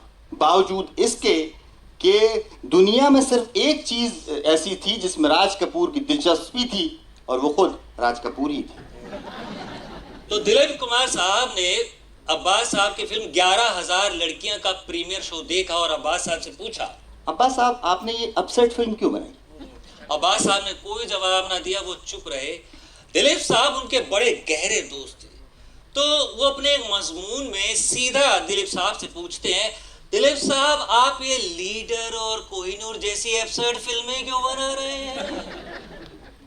अब्बास साहब दो लोगों से बड़े मुतासिर थे, एक पृथ्वीराज कपूर और बलराज साहनी, क्योंकि ये दोनों सिनेमा और थिएटर के सरगर्म रहते थे और हिंदू मुस्लिम एकता और गरीबों के लिए संघर्ष करने के लिए हमेशा तैयार रहते थे। और अब्बास एक साथ कई दुनिया में जीते थे, फिल्म क्रिटिक होने के नाते फिल्मी दुनिया, फिर पत्रकारिता, किताबों, लेखन की दुनिया, लेकिन इसके साथ साथ वो सिनेमा लिखते, प्रोड्यूस करते और डायरेक्ट भी करते थे। इस बिखरे हुए अब्बास को मुज्जी ने वापस जोड़ने में अहम किरदार निभाया। मुज्जी ही इस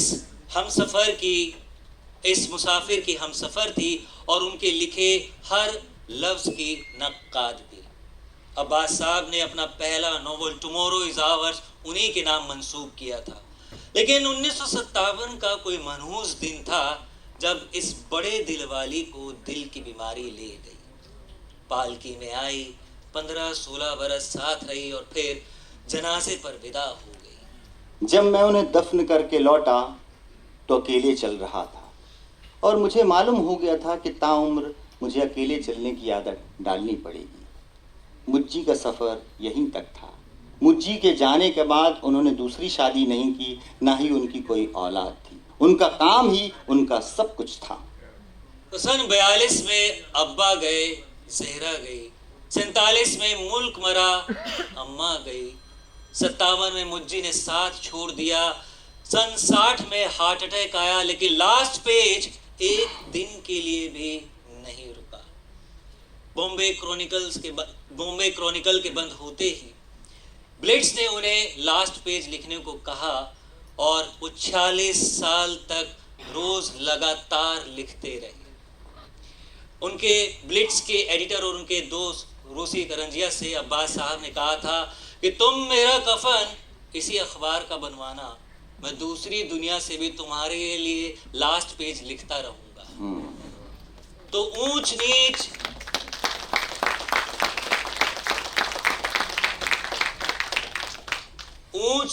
छुआछात, गरीबी और नफरत से लड़ती हुई इस मुसाफिर की कलम आखिरकार 1 जून 1987 को आकर ठहर गई। अगले दिन रूसी करंजिया ने लास्ट पेज पर लिखा, विलेट्स का दिल धड़कना बंद हो गया है।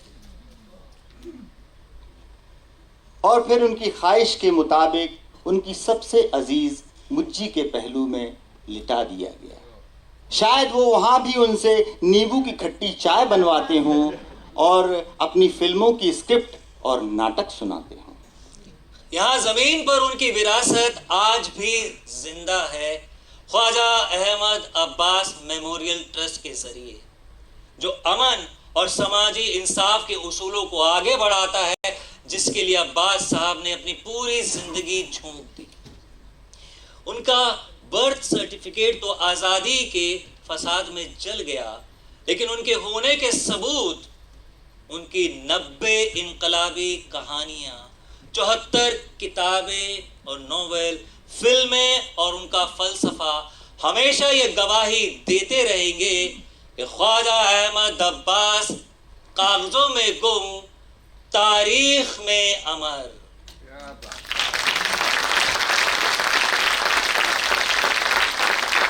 उनके पैगाम आज भी बामानी हैं, आज भी ताज़ा हैं और जिंदा हैं, और शैलेंद्र के शब्दों में हमसे कह रहे हैं, तू जिंदा है तो जिंदगी की जीत पर यकीन कर, अगर कहीं है स्वर्ग तो उतार ला जमीन पर। तू जिंदा है तो जिंदगी की जीत पर यकीन कर, अगर कहीं है स्वर्ग तो उतार ला जमीन पर। तू जिंदा है ये गम के और 4 दिन, सितम के और 4 दिन, ये दिन भी जाएंगे गुजर गुजर गए 1000 दिन। ये गम के और 4 दिन, सितम के और 4 दिन, ये दिन भी जाएंगे गुजर गुजर गए 1000 दिन। कभी तो होगी इस चमन पे भी बहार की नजर, अगर कहीं है स्वर्ग तो उतार ला जमीन पर। तू जिंदा है जिंदगी की जीत पर यकीन कर, अगर कहीं है स्वर्ग तो उतार ला जमीन पर। तू जिंदा है सुबह शाम के रंगे हुए गगन को चूम कर, तू सुन जमीन गा रही है कब से झूम झूम कर। सुबह शाम के रंगे हुए गगन को चूम कर, तू सुन जमीन गा रही है कब से झूम झूम कर। तू आ मेरा श्रृंगार कर, तू आ मुझे हसीन कर, अगर कहीं है स्वर्ग तो उतार ला जमीन पर। तू जिंदा है, तू जिंदा है, तू जिंदगी की जीत पर यकीन कर, अगर कहीं है स्वर्ग तो उतार ला जमीन पर। तू जिंदा है। बहुत बहुत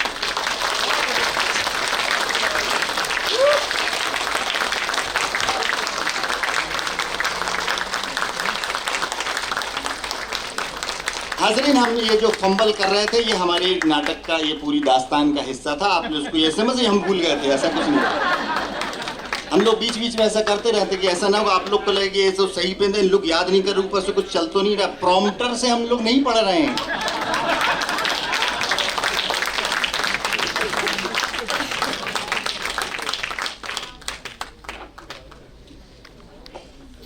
कुछ करना है, हम जाएं।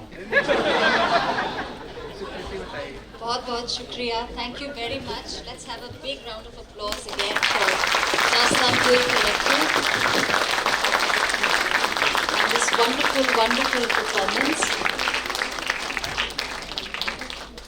And as a conclusion to this beautiful evening, we have a nazm which has been written by renowned poet Zahida Zaidi. It is on Abbas Sahab and it will be read by her sister Shahida Zaidi. Please.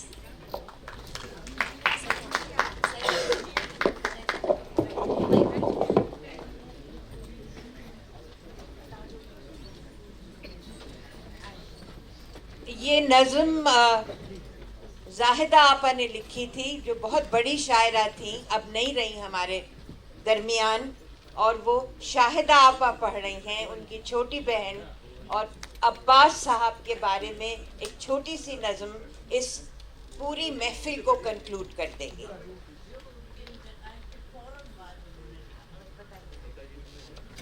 ये नज़म जो मैं अभी पढ़ रही हूँ, ये मेरी बहन जाहिदा जैदी ने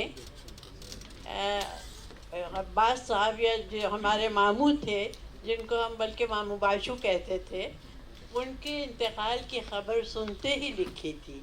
तो वो मैं आप लोगों के सामने अब पेश कर रही हूँ।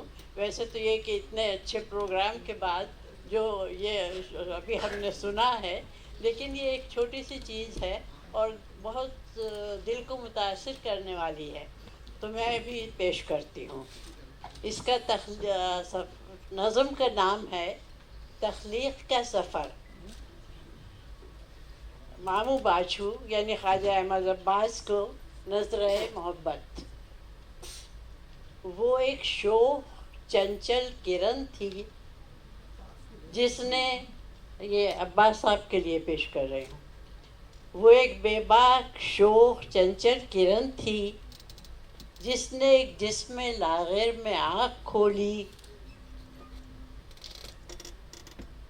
इसी के खूने जिगर की गर्मी से फिर वो शोला बनी, शफ़क़ बनी, माह नौ बनी और मेरे ताबा, कि जिसकी आतिश बयान और किरणों से रफ्ता रफ्ता हुआ सारा जहान रोशन। कभी वो आतिश फिशा नदी थी, कभी वो सैलाब नूर था, कभी धूप का समंदर,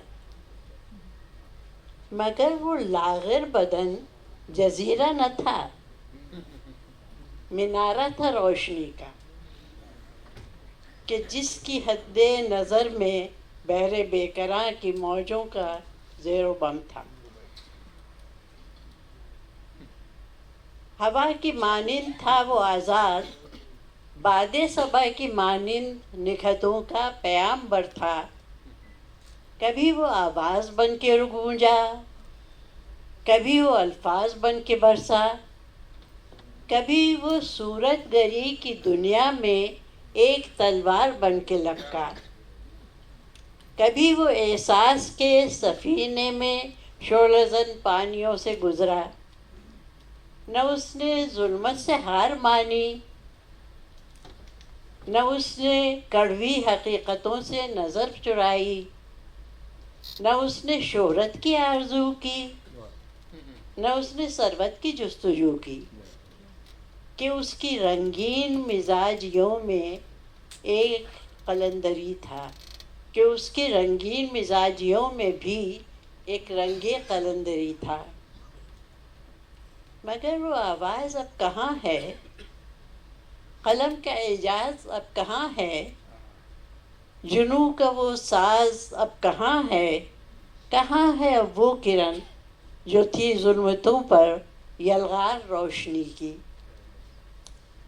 नहीं वो मादूम अभी नहीं है, नहीं वो शायद यहीं कहीं है, ज़मी के गोशे में गो नेहा है, हर एक शय में रवां दवां है। चलो उसे ज़िंदगी के सच्चे हंसी मनाजिर में चल के देखें।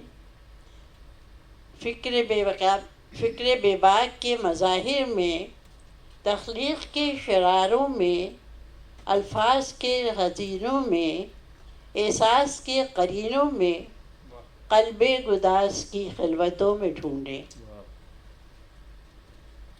ये नज़म मेरी बहन जाहिदा जैदी ने, जो एक शायरा थी, अब्बास साहब की मौत की खबर मिलते ही फ़ौरन उन्होंने कलम उठाया और ये नज़म कलम बंद की। अब वो तो रुखसत हो चुकी हैं यहाँ से, चुनाचे मैंने आप लोगों के सामने इनकी ये नज़म पेश की है।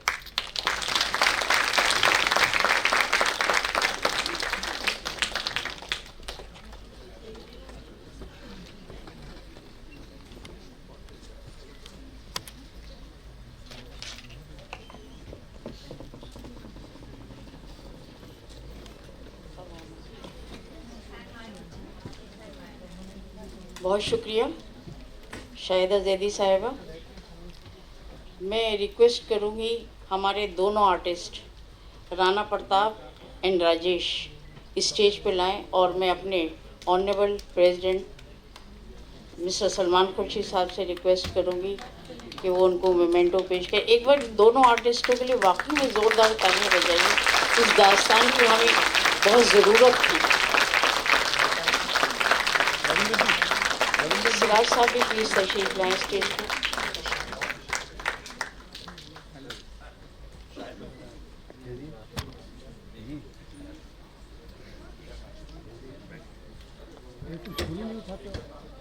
मीरा मैम प्लीज़, और सैयदा साहब आपके बगैर तो ये स्टेज वैसे ही सुना है।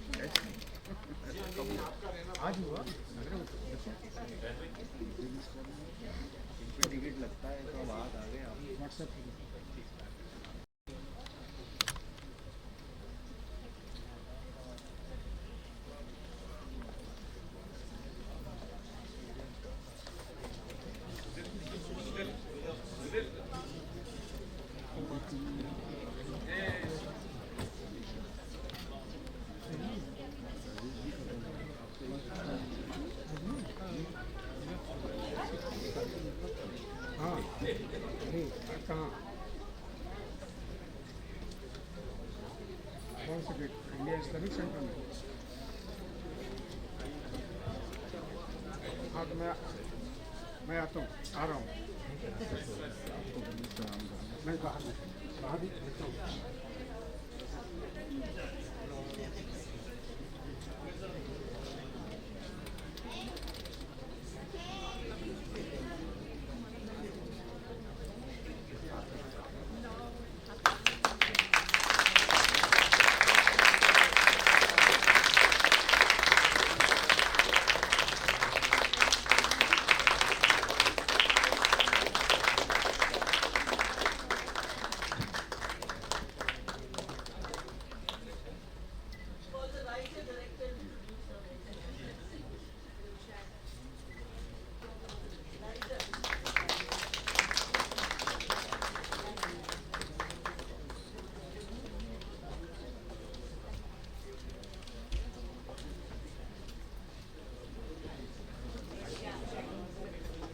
Just two announcements. One is that Namak Publishers has published Abbas Sahab's Ek Ladki in Urdu and Hindi, and we are really grateful to Ayub for all of his work and support. Or आप अगर book देखना चाहें तो please get in touch with the trust. And 13 June को we have another program here, Madre Hind के 5 रूप, and this is at 6:30 p.m. at the same venue. और अब्बास साहब की कहानी है of course, 5 faces of Mother India, and I hope that we will see all of you there. And now I'd like to request Anusha Rizvi to please give the vote of thanks.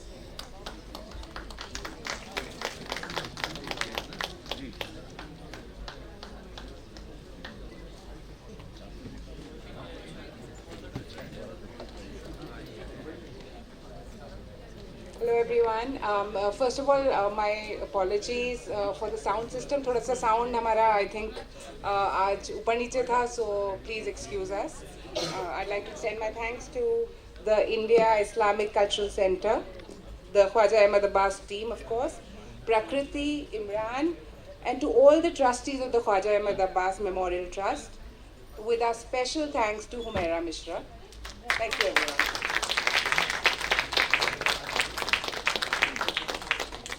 इतनी देर इंतज़ार के है, चाय की चुस्की तो लेनी चाहिए। चाय का इंतज़ाम बाहर है, आप सब लोग चाय पी के जाइएगा। Thank you so much.